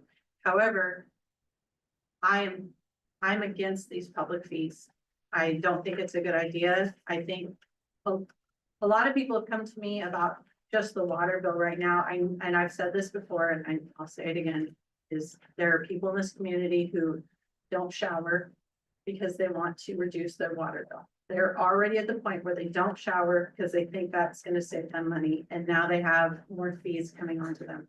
And that's the reality for some people. They just can't afford it. And I feel bad for people who are like that. And then there's people like me who have a lot of kids, and I'm doing lots of laundry and lots of dishes every single day, and my water bill is always high, and it doesn't matter what I do, because I just use a lot of water. My kids like to be clean, and I try to let them be dirty, but they won't. But, in researching this, you know, there's lots of cities that I've seen in the state that are not changing to getting fees from these things, but you're right, it's not a popular thing to do. I don't think it's something we should do. And even, Jenna Jones, who is a tax finance lobbyist for the League of Oregon Cities, says that, she doesn't advise cities to use any fees to generate revenues. And for the one time I'm listening to the League of Oregon Cities, and I agree. I think this is something that we should remove from the table and not even. I don't think people, if we're circumventing the vote, if we say, okay, we vote no for this levy, we're gonna get your money one way or another some way. And I don't like this idea. Councilor Kapoor? Thank you. I heard a couple of things during the levy. One, that voters wanted to be able to cherry pick what the levy covered. They liked one function, not necessarily all three, or they like two, not necessarily all three. I agree that if we put a fee in place, that we're essentially going around the back of the voters. If we didn't have the public safety fee, I might feel differently. But I do believe, based on what I heard, and I was very involved with voters during the levy, that they are willing to pay for the library and the parks. And I think maybe these conversations that we want to have, and I know you asked somewhere in all of this, how we do this, and I think we need to have town halls. We need to hear directly from people what they are willing to do, before we try to make assumptions about what we think they're willing to do. So I don't necessarily think the fee is a conversation that we're ready to have yet, or give you direction on until we hear from people. I would agree with that, and I think in the interest of transparency, which we talk about a lot, that we need to demonstrate the ability to cut when cutting is needed, and to be conservative when conservative is needed, and let it become a reality to what we won't have based on what we have now. And let the public begin to think about how much they value things, and if they want something to come back, or if they want things to be paid for in a different fashion. But with that said, we have to save the library. I mean, we really have to. I feel like what we need to make our cuts, and we need to do what we need to do. But the Independence Library is a special place. There's not another library in the state of Oregon who does what our library does. I mean, you can come into our library and get a backpack and learn how to read. I mean, it's an asset that not all communities, a lot of communities have libraries, but they don't have libraries that are filled with love. So it's something that we have to save in our community. But I agree, we do need to make cuts. I just don't think the cuts need to be from our library. So Finance Director Mooney's gonna. So you guys had a lot of good ideas so far, and I'm not trying Are to, you saying they're gonna have bad ideas in the future? Just wait. I just want to reframe this a little bit, because you're gonna have you and the budget committee, and I apologize, I'm always the bad guy with this information because I keep putting it in front of you. You're gonna have a really hard decision to make. Because we're going to, if we don't do anything, and I'm not saying that's where any of you are heading. But if we don't do anything, the general fund will be in a deficit position in about 3 years. You can't do that. So, yeah, you're gonna have to make decisions and cuts. In the neighborhood of, $750,000, if you decide you wanna hit that target. And we've talked about the importance of that target. That's a policy decision for y'all. I keep telling myself, I don't have a dog in this fight. It's my job just to bring you the information to make the decisions that you all need to make. But I just want to remind you that, if we can save $100,000 here and a couple $100,000 there, but it's not getting us all the way there. It was your comments that brought me back to that no, I don't think anybody wants to see anybody in this community suffer. That's not what we're here for. I think we all know we are only in a position of finding short-term gains. We know that. We're putting all of our faith in Sean to bring industry to this community. No pressure, buddy. Rock on. And, I am in favor of short-term gains right now while we try to figure out the bigger picture. I know City Manager West is very engaged on the 5 and 50 conversation. I agree, Councilor Roden, I don't want my taxes to go up either, but quite frankly, it's something called equity. And if we don't pay what we're supposed to be paying, we can't maintain communities, and communities will die. That's the reality of it. So I think we're going into this knowing Mr. Moody, that we're only gonna make very, very small incremental changes here. And hopefully we can hang on to our library, on our museum, and the majority of our parks. And again, it's your guys' decision, and I didn't mean to be insulting, No, and I hope I no. wasn't. Thank you. Can I ask a question? There's fees and there's levies. Is there one that you are just so opposed to? Fees. No fees levied later, Okay. maybe. Yeah, Counselor Boulder?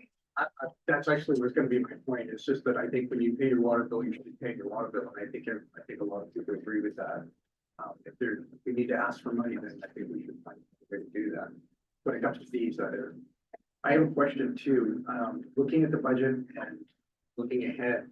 So say we pull a rabbit out of the hat, we come up with this $750,000. Is this exponential? This loss, is this something we're gonna have to deal with again next year? Yeah, And but Or is there something we can do that can fix it for a longer term? more money. I mean, but the $750,000 gets us square for this upcoming year. But yeah, you have to address the increasing costs as they increase, and that gap continues to. How many cities of our size, this is a silly question, probably, but how many cities of our size, 10,000 people, have budgets as large as ours? Is this a standard size budget? Because I feel like this is just huge. It has gone up tremendously since I've been a counselor in my short 4 years. So a part of that, remember, is the grant revenue that was listed, but not necessarily received. Now, we're gonna adjust that. I've asked, Finance Director Moody to change that because it was confusing. So we are creating you want to explain a separate? Yeah, so basically, we're not going to include in the budget grant-related expenditures unless the grant has already been received. Which means there's not gonna be grant revenue listed. Right. I agree. And so it that. is, it's confusing for everybody. Yeah, so that was confusing, so we're gonna change that this coming budget session, and that will be helpful, because I know you're thinking our budget was 50,000, the reality is our budget's more around 30-ish thousand. Oh, 30, did I say 30,000? 30 million, sorry, there's an M. A long day. So, To answer your question, I'd have to go do the research, but, I've worked with a number of communities in past lives. And the City of Independence budget didn't strike me as being, overblown, if you will. I mean, last time I worked with Hillsborough, and I realized they're bigger, but I mean, their budget was $800 million for operations. And that was probably 15 years ago. But, yeah, it's all relative. But I guess the short answer, Counselor Roden, is I don't know the answer to your question, but it's something that we can do looking at. I'm gonna break out my calculator. I think it's important to note that there's no pork left in the no, there's no, We're hitting bone no matter where we Yeah. cut. No, Correct. And I wanna make sure that there was something said earlier that I wanna respond to, which is public safety is essential. I agree. Law enforcement is essential. I also think that libraries are essential. I think that parks are essential. So let's think about the services that we're talking about in a way that creates the understanding that without our parks, without our library, without our museum, there will be increased need for law enforcement. That is how this works. Yeah. So we can't leverage law enforcement against our parks or against our libraries. It's a collective response to meet the needs of our community, and without any of them, our community will suffer. And I want to make sure that our community, that's tuning in at, 8 PM on a Tuesday night, understands that there's no fat here. We're hit the bone no matter where we cut. And we can do a levy anytime we choose to do a levy. well, please, May or November, I mean, we could do We're not We gonna can get take that- it. any given year. any given year, yes. Yeah, I'm not saying we do it as cycle, but, I mean, part of the levy's failure was the fact that we were competing with, Sure. other people trying to get money. And that's gonna always be an issue, but we're getting ready to go into a cycle where there's gonna be another 3 on the ballot, I think. And we'll see how that fares, but I think eventually a levy's gonna have to be something we consider again. The We just have to be concerned about the timing. Yes, and the other thing, again, Rob, Finance Director Moody and I, okay. I'm fine. We really try to give you all the information, and, another piece of information to that levy is if there are other levies or bonds that go before us and they're voted in, at some point, the community says no. So if we're the last on the table, they may say no because we're the last on the table, not because they don't want the museum or the library, and they don't love them, but It's because we're the tax last on the saturation, table. yeah. So, Sure. that's just another piece.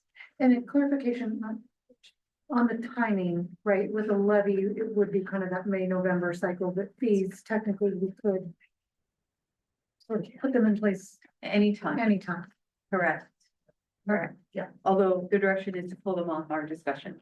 And Yeah, that's- yeah, okay. yeah, yes, that is, but I'm just thinking in terms of 6 months down the line, 9 months down the line, a year down the line, if we're in a very different situation, we could resurface that discussion as a tool to put into play. But there is a possibility with the budget committee and council that we could trim, because my calculator told me it would be less than 2% on our budget to overcome this stuff, this $750,000 that we're looking. 2% of what? Well, I guess. Total city budget? Yes, See that deficit only relates to the general fund. So you can't use the whole budget, because that includes water, sewer. that goes back to if we don't Sorry, change- if we don't change the. It's out of the general, yeah. Because the total general fund expenditures budgeted for 24-25 was about $6.5 million. Changing the ordinance, Councilor Roden, doesn't change the state law. Well, I know, I'm just not. I don't like how things were done in the past either, and I'm hesitant on researching, to go back there and do that. I only mentioned it tonight because I want to make sure that that is against the law to do that, because if there is a way of weaning us off of that so that we can still maintain our library and our museum, that might be a good option for us to do. So I'm not dictating that can happen. I just was talking about it because it could be an option to look at, because I know we say best practices all the time. Maybe the best practices could have been leaned in. And we could have worked to get the grants and worked to get other people in to fill these holes. And now we're jumping this river we can't cross. So that's what the reason why I brought it up, not to be argumentative or break the law. I don't want anybody to break the law. And I want to be clear. We're not saying anybody broke the law. We're just saying that we're gonna follow the ordinances and the budget law as it stands today. I don't know what it said 10 years ago. I don't know what it said 5 years ago. I don't know. We're looking at today forward, okay? So I want to make it very clear. I'm not saying anyone broke the law. What I'm saying is, as it stands today, this is, we're gonna follow, we're recommending that you follow the ordinances and the budget information as it stands today. And if I remember correctly, we had that conversation at the time of looking at options. Do we kind of step it down to kind of help ease that? And that occurred under interim city manager, Mason. He started the process. Yes. And then I came in and finished the process. Yeah. So we've done that. You started that.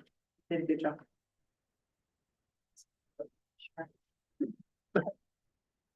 Well, it was a good thing that you did that. So you did a good job. So we're kind of winding down unless there are other things you would like to talk about.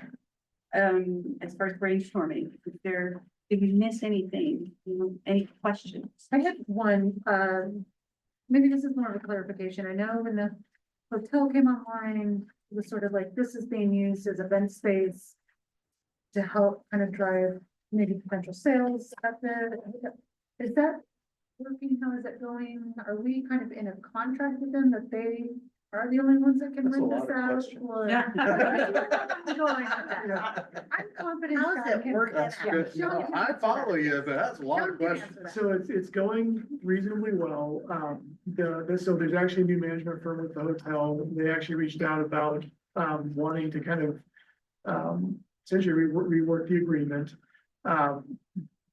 We honestly told them, well, we're gonna have to wait because one of the options that we're putting forward to council is potentially moving the library into the event center, in which case, there's kind of a moot point there. So, they are very excited, especially this new management firm. They really want to maximize use of the event center, to bring people to town and get them staying at the hotel.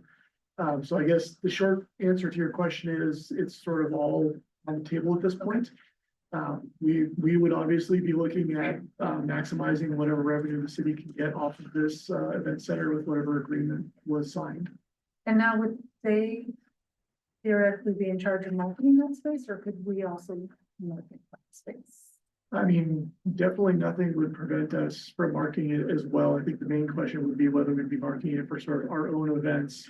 And, Sure. that would sort of be the determination is, can the city sort of rent it out or still, rent it out for our own people that we're marketing to while they're, sort of marketing and renting it to other people. I think that might be challenging. I have two more questions. Really good. How much do we pay for cybersecurity, and is there a way to reduce our debt to that by hiring an outside firm to do it?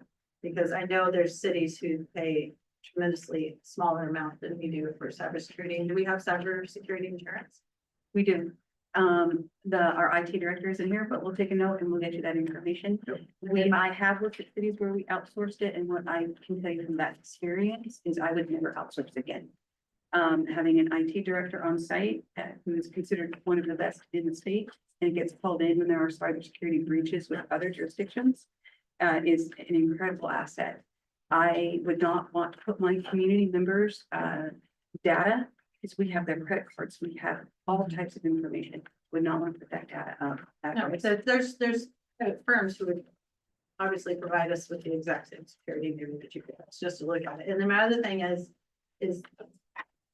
Obviously, I was in the Navy for a long time and we have this term called all hands on deck when emergencies happen on board ship. So I feel like this is an all hands on deck moment in the city of Independence. And so maybe our grant writer could focus on what we can do to save our library and museum. And I'm not saying he's not, but I'm just saying if he's doing anything with the school district or any outside communities, if he's dividing his time on amongst other things, maybe we could focus on getting our ship going in the right direction that we wanted to. And the same with planning. I know the last meeting we had planning, and I think he's great, but he said he's putting a huge amount of time in having the trolley. You know, maybe we should be focusing on saving our library and museum, even though I love the trolley, you know, to all hands on deck. We have to save our ship now. So I can respond to a couple of things. The trolley is in the process and will be coming to you with an IGA that we're still working on, for the council to vote on, where there will be a governing body for the trolley, and that will take almost everything off of our planning manager. So that's already in the works, counselor. Our grant writer is focusing, I would say 98% on the city of Independence. And most of the outside work that he does, or the work that isn't directly on Independence, would be something where we're joint. Like the regional water treatment plant, right? That's 3 agencies, but he's writing grants for it. Or if we had a code private, he would write a grant for it. I'm trying to think of something else, I Sean. mean, it's mostly stuff that's a different organization, but still in town, and so still benefits the community, Right, like the downtown association or something like that. right. And so it's very, I'd say 98% is all hands on deck. And that's a very good segue to what I kind of wanted to finish off. Oh, questions, missed them, sorry. Sorry, I'd like to add, I think with the grants, I absolutely, we want to be looking at the grant sources. At the federal level, that environment is a little unknown, I think so. So I think that just adds in another kind of wrinkle that we have to plan. And it is taking longer, Yes, and it is taking taking more longer. staff time, Yes. significantly more staff Yeah. time. Counselor. Is your question about? Source? It's about additional questions I have that for potential revenue. So if it's specifically about grants. No, it's not. So go ahead with yours. Okay, I have 2 areas that I would love more information about. So, I mean, if counselors disagree, that's okay. One is hotel and lodging. Where is all our hotel and lodging money going? Any lottery money we receive, I would love to know where that's going, so that if we don't, do we get any lottery money when it comes to? Really for grants, like we wrote a grant for the park, and I believe that was lottery money, wasn't it? So there's lottery money that the state gets, Oregon Lottery. That funds a lot of the different grants and loans that we get, but none of that comes to us unless we actually get a grant. Right. But then the county gets, I think it's video poker dollars or video lottery dollars. They basically decide how that gets There's not a distributed. percentage that comes to the local. No, I wish. Okay, but hotel and lodging would be amazing. yeah, we do collect hotel, Okay. transient lodging tax. Alright. Obviously, our biggest contributor is the Independence Hotel. But we do collect from a number of bed and breakfasts and Airbnb. rentals, yeah. As well as, there's an RV park and a mobile home park. So we are collecting that. And while our intern was here, we had him do a search just to see if there were folks out there that were operating that weren't collecting. We did pick up a few from that. It's not an insignificant amount. I think we budgeted 200,000 for transient lodging tax this year. We're not gonna collect all of that, or we didn't collect all of that for 23-24. But that money goes into the tourism and events fund. It does not come to the general fund. Okay. So it goes in there to fund those tourism related events. Now, somebody's probably gonna hit me for saying this, but that's the way we do it now. It's not required. There's no statute that says it has to go there because all of that rates was before, we haven't increased our lodging tax rate. So we're not under any statutory requirement of where that money can go. But if we do decide to increase it, Yeah, Then then it that- has to be, that that's effective. increase has to be 70% tourism, 30% other. And So the other question, I'm pretty sure we don't have any, but I'm gonna say it anyway. Any miscellaneous properties, trucks, tractors, we got rid of a lot of stuff. personal property, anything that we might. We had a big we yard had sale. a at the big police yard department. sale. Yes, So before, Mason, before Chief purged, Mason left, he got rid and- of all of our. and stuff. we Do sold, we still own our tank or is that gone now? I don't know anything about a tank. I want to know. So Chief Mason did, we had a bunch of surplus and he made it his goal to get rid of it and he did a great job. Yeah. I did, so our IT director, he watches these and hi Jason. He says that we do actually do some outsourcing on cybersecurity. And that he can book, he's happy to look to cut the area and present a risk assessment. Won't likely save that much money, maybe 10 to 20,000 per year, but he now has it on his radar, so. Since we're winding down, I want to talk a little bit about the process, the communication process. That's where we're going. You're gonna do you're gonna do a open house town hall kind of thing on March 11th. You're gonna start the conversation with the community. Are we gonna have conversations about what we talked about today in the town hall session before the budget committee? After the budget committee, during the budget committee? Let me get there. Okay, let me get there. So, I want to revisit a couple of things before I get there, Counselor. Moving into the event center, I'm hearing that that is not a priority. That is not something that you're looking at. Am I correct in that? I'm all for moving in the event center. Moving the library in here? Yeah. Oh, okay. The library, Yeah, the library. Absolutely. I thought we'd moved to a museum and Both, Well, either or. or both. Yeah, I mean, that there is that opportunity. There are problems in, but I need to know if it's something that the council is interested in. Because I would like to direct Sean whether to move forward or not on the contract. So if you're interested in it, Counselor, What kind of income do we derive from this space? Not a lot. at this particular point in time, not that much. And I guess that's where my question, what is the potential for that building? I mean, I know that's hard to, but I feel like we have an asset here that we maybe haven't been I agree. You are correct. marketing and really trying to get that revenue. I agree. I think Yes. there's kind of two ways to think about it. One would be if we were just sort of marketing it, promoting it and making the money ourselves. Somebody would need to do that. And so that would, I mean, we did that previously, actually, before the hotel was here. I would say to limited success, probably because there was not a hotel here. So somebody would need to be essentially handle that, and that's actually more work than you think, in terms of setting up and taking down and doing all that kind of stuff. So there's that side. On the hotel side, if the hotel is running it, I would say we probably will make less in terms of direct revenue, but it would also create additional occupancy tax revenue. So there's kind of a double benefit, with the hotel doing it.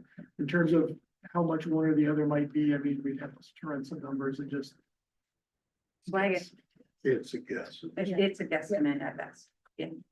So but as a policy, I just would like some direction. Is this something we could even look at and leave that door open? Moving them here. And I heard there's a couple that say yes. I have a reservation on moving both the library and museum here. I think this could be a great space for a museum, but I think library is the great space for the library, but if it's something that council wants to put on the table, I'm opposed to researching it, if that's something. Well, there's a possibility of leasing the building and making money off of that. Right, I agree. Okay, all right, so, I guess we'll leave that option open.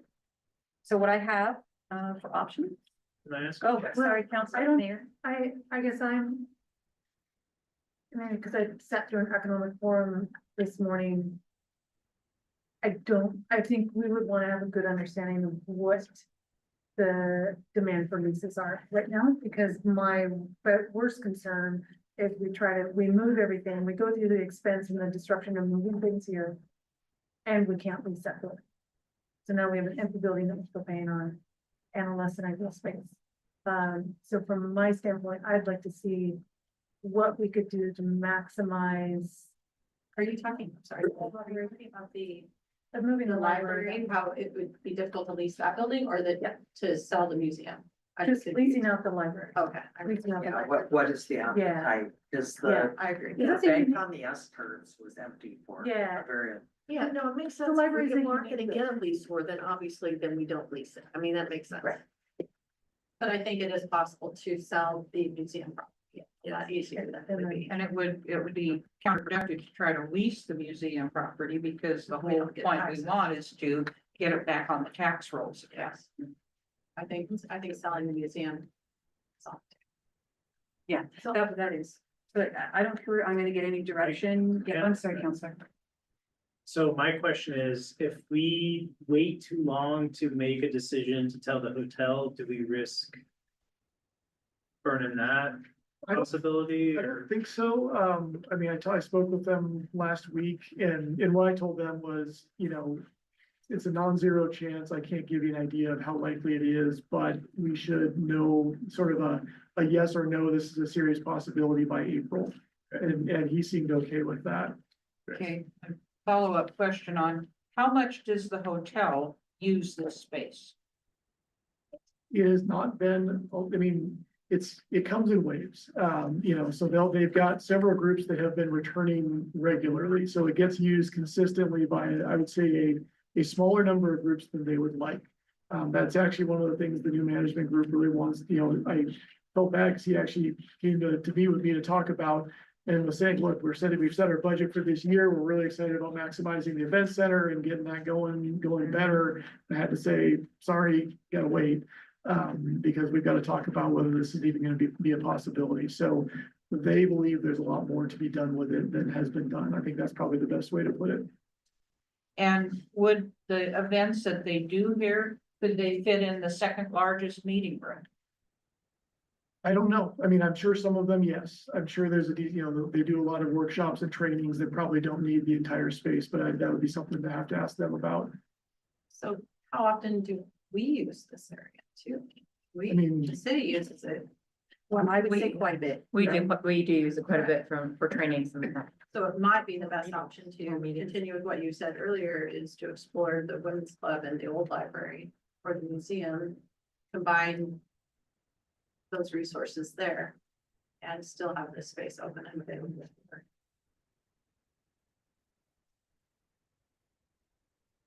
I guess we need to be able to give some direction tonight, so I think we still need to circle back on, do we give direction to look at the possibility of moving the library? Or is that something we want to entertain at this point? Not for me, not. Okay, that allows us to, what I'm gonna tell you is, since this is not something we're gonna look at, I'm going to give Sean the go-ahead to start talking to the hotel. That means that, I will probably come back to you at some point just to update you on that discussion, okay? Do they have the appetite for having a guaranteed minimum? I think, Some incentive structure? they are aware that we are interested in maximizing the revenue off of this facility. Be creative. I do think if we're gonna get serious about that, we also have to make some upgrades. So there's something to think about there. So, Cause I've heard that a number of times. correct, and my very first year that I was here, we did some in-house work and, on potential upgrades. And I can take a look at that and have them readdress what that cost would be. Maybe that's where we spend some of the money we're selling things, upgrades. Is if we had the choice to use this to move something into, I'd rather see the museum here than the library, because I can see the museum placed in such a way that you could still use a central area for meetings. And what a nice atmosphere to have a meeting in. So I think part of the marketing plan, the mayor, there it is. The marketing plan for the space, if we do go down that road, I find out it would be profitable for us to do that, is open it up regionally. Oh, this space, the Yeah. event space, sure. Isn't that? Get us on the LOC circuit. Yeah. I know we have some. yeah, it's on the LOC circuit, the OCCMA circuit, the OMA circuit. Oregon's coming Good here, Travel yeah. Oregon. So I think Secfor's been here. Yeah. So, yeah. There's classes that are held down here. Yeah, well, and then, yeah, and the ones that the hotel's been bringing, I mean, I think they brought some national stuff here. I just had this discussion today with somebody, how organizations are growing and we don't have any good place anymore to have to collect 300 people or 350 people at the same time and have them be comfortable. Okay, so I'm gonna circle back. And I'm gonna say, we're going to look at potential upgrades and what that would cost. And they may be prohibitive, but we're gonna look at it, because I have an in-house person who can do that. To upgrade the event center with the idea that we're gonna market it and we're gonna get into a contract with the hotel. And of course, that one, if we move that direction, before we do that, will be times more. Is that a correct direction? Okay, then I'm gonna stop that conversation. So I don't have to make, all the notes. No, I'm not. If you guys have more to say, please. So what I have, direction one, and this is in no order, the text to be the way I've written it down. I'm going to start to reach out to the Women's Club to talk about, can we utilize that space and what does that look like? Direction two, I'm gonna start looking at the sale of the 4 parks at the bottom, sports park, pool property, Boise Park, gun club property. Direction 3, we're going to start looking at what it looks like to sell the museum. And then I'm gonna get you some information on other And stuff. I've got several things to follow up with you all. Right, and then the questions, the information that you want. So that's not direction on how to proceed, but we want additional information. Now, Counselor Court. So, we. Can I say one thing before you? Yes, ma'am. If we sell the pool property, can we circle back to the McNell's and the YMCA? To see if they want to purchase it for the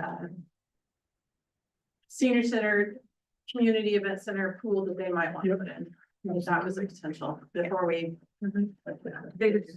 I'd say those conversations are essentially ongoing. We're kind of keeping them in the loop, they're keeping us in the loop. Now it's more serious, so we can go in more seriously.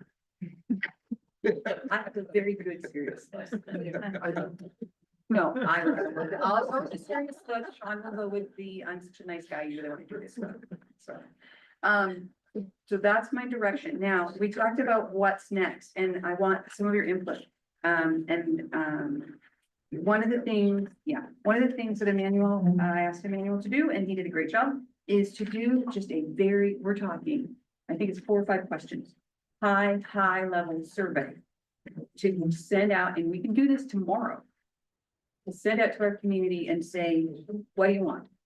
Because I have direction to start, right? We need to inform that direction and start to dig down. So I didn't see this survey is incredibly high level. And I'm looking for input on what you think. To get this out. Are there other questions you might want? Knowing that, we might not be in there, but are there other questions? Is there a way that we can? That people have a. This isn't like a vote for your favorite every day, right? So they're not voting multiple times on, like, each resident gets sort of like one. Say it again. So like, is there a way that we can lock this survey down so like each household, each resident Yeah. gets, okay, instead of. I'm really. Vote early and often. Yes. What was your thought process for saying just select up to 2? Rather than 3? We wanted to limit, we wanted people to have priority to choose one space they prioritize, so that was the why. Counselor Source? Couple things. One, I think it's important to give a little background of how history and funding, so is there a way to create like a link to get more information? You click on library and it talks about some information about the library, you get the museum, it talks about information about the museum, because I think there's imperfect information that the public has about those services. First question, and second question, I actually would appreciate more of a rank instead of a select two. Yeah. So from 5 is least favorite, 1 is most favorite kind of thing, because I think that might be able to it tells more of a story than just select 2 from my perspective. I like that. And the block that says other two, you're likely to have people to put in separate. It's not like you job. And I know we don't want to make it too long because you risk people not filling it out, Correct. but I think it's also important to explain what's general fund and what's not general fund, because, I mean, Counselor Slush, you're gonna make me give the bucket thing again. But also the percentages in each of these services is of the general fund. I think that's important. So now remember, this is the first of what could be many. So is that Okay. information that should go out in this very first, this is a very high level summary. By putting a link, that they're not necessarily gonna go to the link, they're gonna answer the questions regardless if they're engaged. You know, so we'll get what we need, but if there are gonna be some people who gonna want more information, and if they're either gonna come back to you and ask the questions. Or if we just give them a link to, I don't know, whatever, if we have some kind of budget thing online, Add a to link look to at. what exactly? Sorry, I missed that part. So like under number 2, we somehow add a link to library that shows like the library budget page. Oh, okay, yeah. Yeah, that's an easy way to do it, Yeah. same thing with the museum and the park, yeah, that's perfect. what does that look like? What Yeah. is funding the museum look like? So when we link it, it's, I'm gonna say this and then you might tell me tomorrow, but it would be easy. Might be tonight. It might be tonight. It would be easy to put a link to the budget. But I don't know that it's gonna be easy to create content that says all the things about it. I think linking to the page, the library page, the museum page, the police page, I think it would be fine. Okay. To a direct page. I will see what I can do. We can do that. We can come up with, yes, just excerpts from the budget or to. Yeah. Yes, we will do it. Ashley, We'll if do you're our best watching, to you do can it. do it. But even, You can do it. I think even just like this breakdown here of like. What we were provided under the expenditures where it's like, okay, Parks and Rec is 5%, library operations is 9%. Even just some basic high level information like that is. Okay. helpful. Okay. Yeah, and I do like the idea of like on number 2, we would force people to rank it. Right, What's I your think number rank 1, is 2, 3, gonna what's tell better, more what's than better? just pick 2. Yeah. And then on number 4, something we have not discussed is about the library district and the parks district. And I'd like some more information about that. Is that a taxed or taxing district? Yes, it is. Yep. 100%. And I do my community talks and, there are people who may be interested in that. And that's why we put it in there. It's because we want to gauge that interest. Could you explain that to me? So a library district or a park district basically is a separate, think about it like the fire district. It's a separate jurisdiction run by a separate board, separate council like this. But it taxes just like the fire district. And so there would be a levy on your tax for the parks district or the library district. What it does, the benefit for the city is it removes the library and the parks from our general fund, but still provides those services to the community. But the community has to vote to have the library district or the parks district. And they have to vote to fund it, and then it's a separate jurisdiction, just like the fire district. But you call it a library district, although it's technically. No, it would No, be it for the would be library. out, it would Just- be we don't legally get it. separate Right, from the It's legally city. separate. I, Yeah, just like the fire district, completely separate. Yeah. We would have no control. We would have to explain.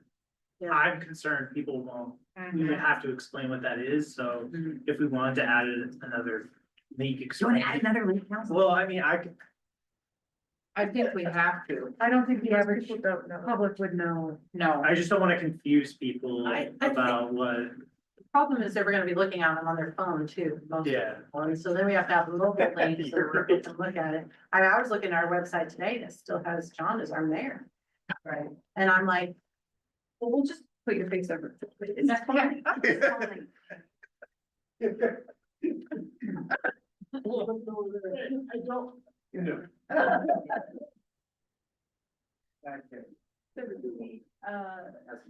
it's true. So we can, I looked are at you it sure it's not IndieWorks? Because IndieWorks is a dead link. Here, look. Yeah, No, I was on the website today. So looking for there's, information. there's, Manuel's got it up right now. Maybe you need to. Okay, I'll, refresh. I'll show you mine. It's also possible it's somewhere else on the website. Okay, so we're, Wrong topic. so Is asking for, to create a library district or park district too soon to ask that question? we can certainly take it off. We just know there's I think, interest. I agree with Counselor Source. If we don't provide additional explanation of what that means.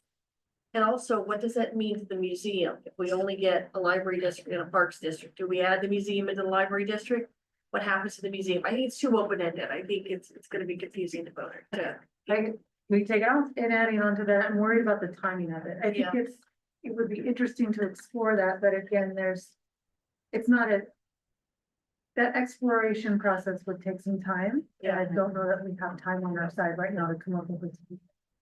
So I think that would be something we could explore after we kind of get the budget settled, like revisit that. All right, look at. and probably should be a community services district, which would. Yes, encompass exactly. library District. district. Yeah, it could be, Well, everything, the Yeah. parks too. Yeah, again, it has to get voted in, so let's not get all yippee skippy. I would just suggest that on these open-ended questions, you somehow limit the amount of characters per answer, so basically. Yeah, I believe it's already said that, 500 characters. Yeah, something fair, yeah. Okay, so, we will make some adjustments to the survey. This again is the first step. Right? And we will get it sent out. I'm hoping tomorrow, but I haven't talked to Emmanuel, so it could be a day or two because. I think this is a wise first step. Yes. Emmanuel, it's a wise first step. Thank you. Yeah, thank you. So then what we're looking at is this will be the first step. Emmanuel will work on how long we leave it open. He's the expert. He'll get all that operational stuff done. Then after that, on March 11th, we have the discussion that Rob and I will be open to everybody. They can come, they can talk to us about what budget process is, what we know about last year's budget. They can hear my whole bucket conversation again, because I know everybody loves it. And You that, need props. I do need Literally different. Visual aids. super short story. We had, before Tina was chief, I think just before you were chief, we had a wonderful group of kids who came through and we discussed the different departments, and they were able to sit in your council chairs. And we had 4 boards, museum, parks, police, and we had buckets in front of the boards and we gave them quarters and we said, vote. And they dropped them in the buckets. That explains the yellow much. Creative.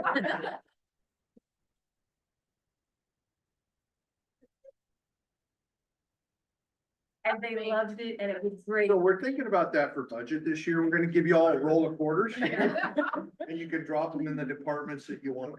And I will have buckets. It'll be great. You better be fake quarters.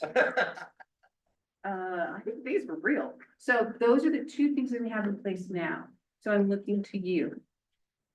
There's town halls, there's budget committee. Now remember, the first budget committee meeting is Orientation. an orientation. So we'll do education at the same time we do orientation. Am I correct?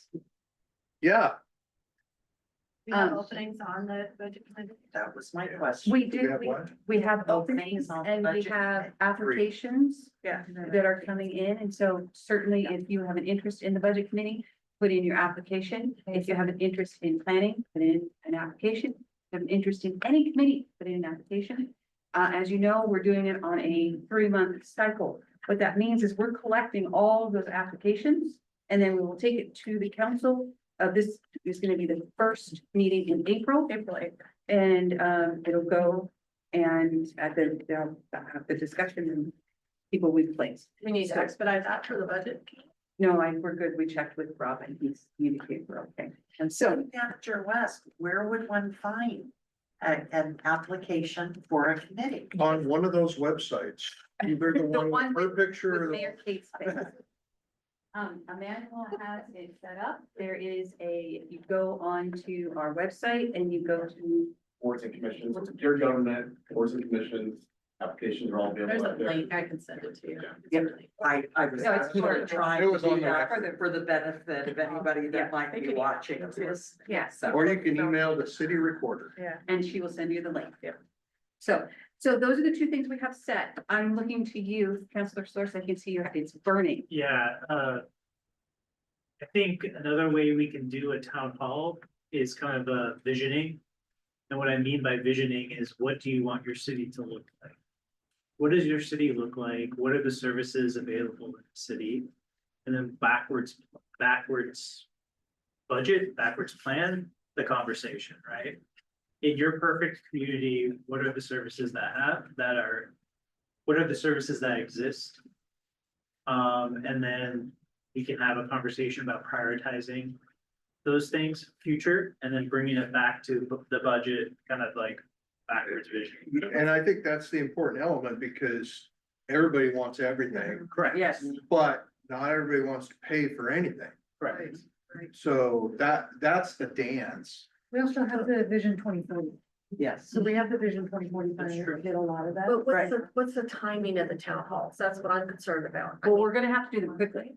I would like to know before we do the budget committee, Yes. what people's thoughts are. But I think, But I would also- early on, Yeah, and I would also like the budget committee to be fully staffed at that point in time, so they can be involved in the town hall as well. Is it legal to have town halls where all of us can be there to help? They're just public notice. We just noticed them. But can we all come? Yeah, oh yeah, and I would Public hope, meetings. I would hope that the council would Yes, come. okay. Um, I wasn't sure if I was supposed to stay away or. No, we just noticed it, and so what I ask, like I always ask, is if you're coming, let me know, so we can either notice it as the council's gonna be there, or, there's. And that was done today Sure.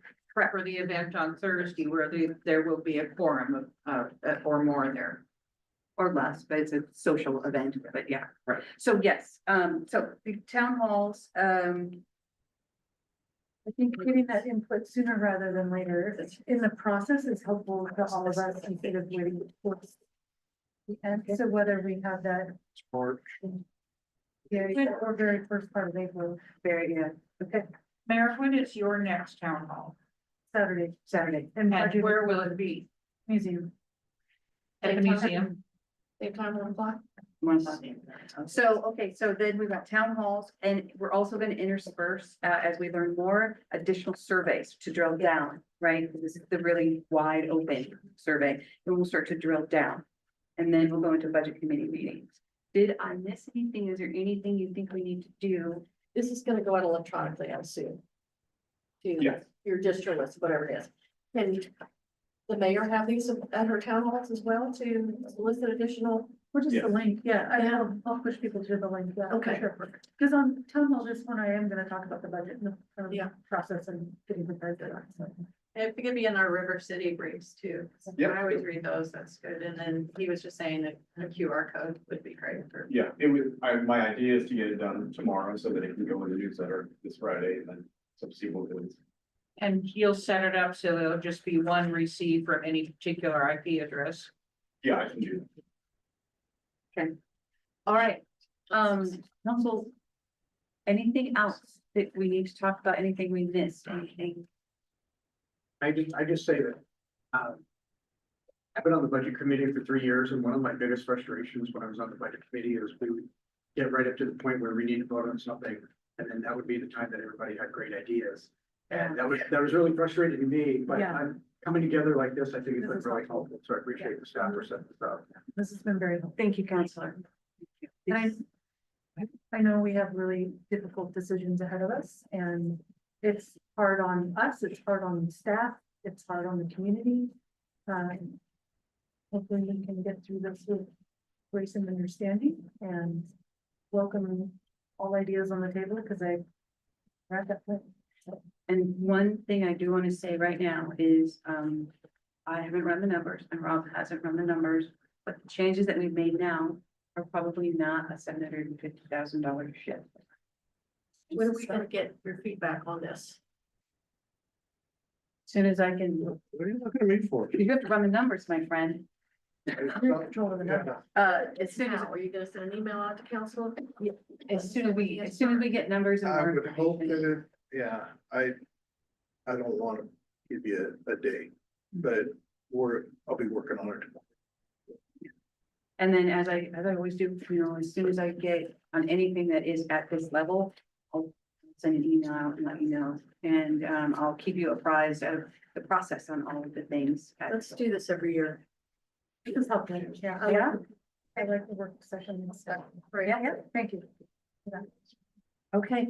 Thank you, council. I know it's a lot of work and I appreciate you being here and picking the least worst options. Thank you.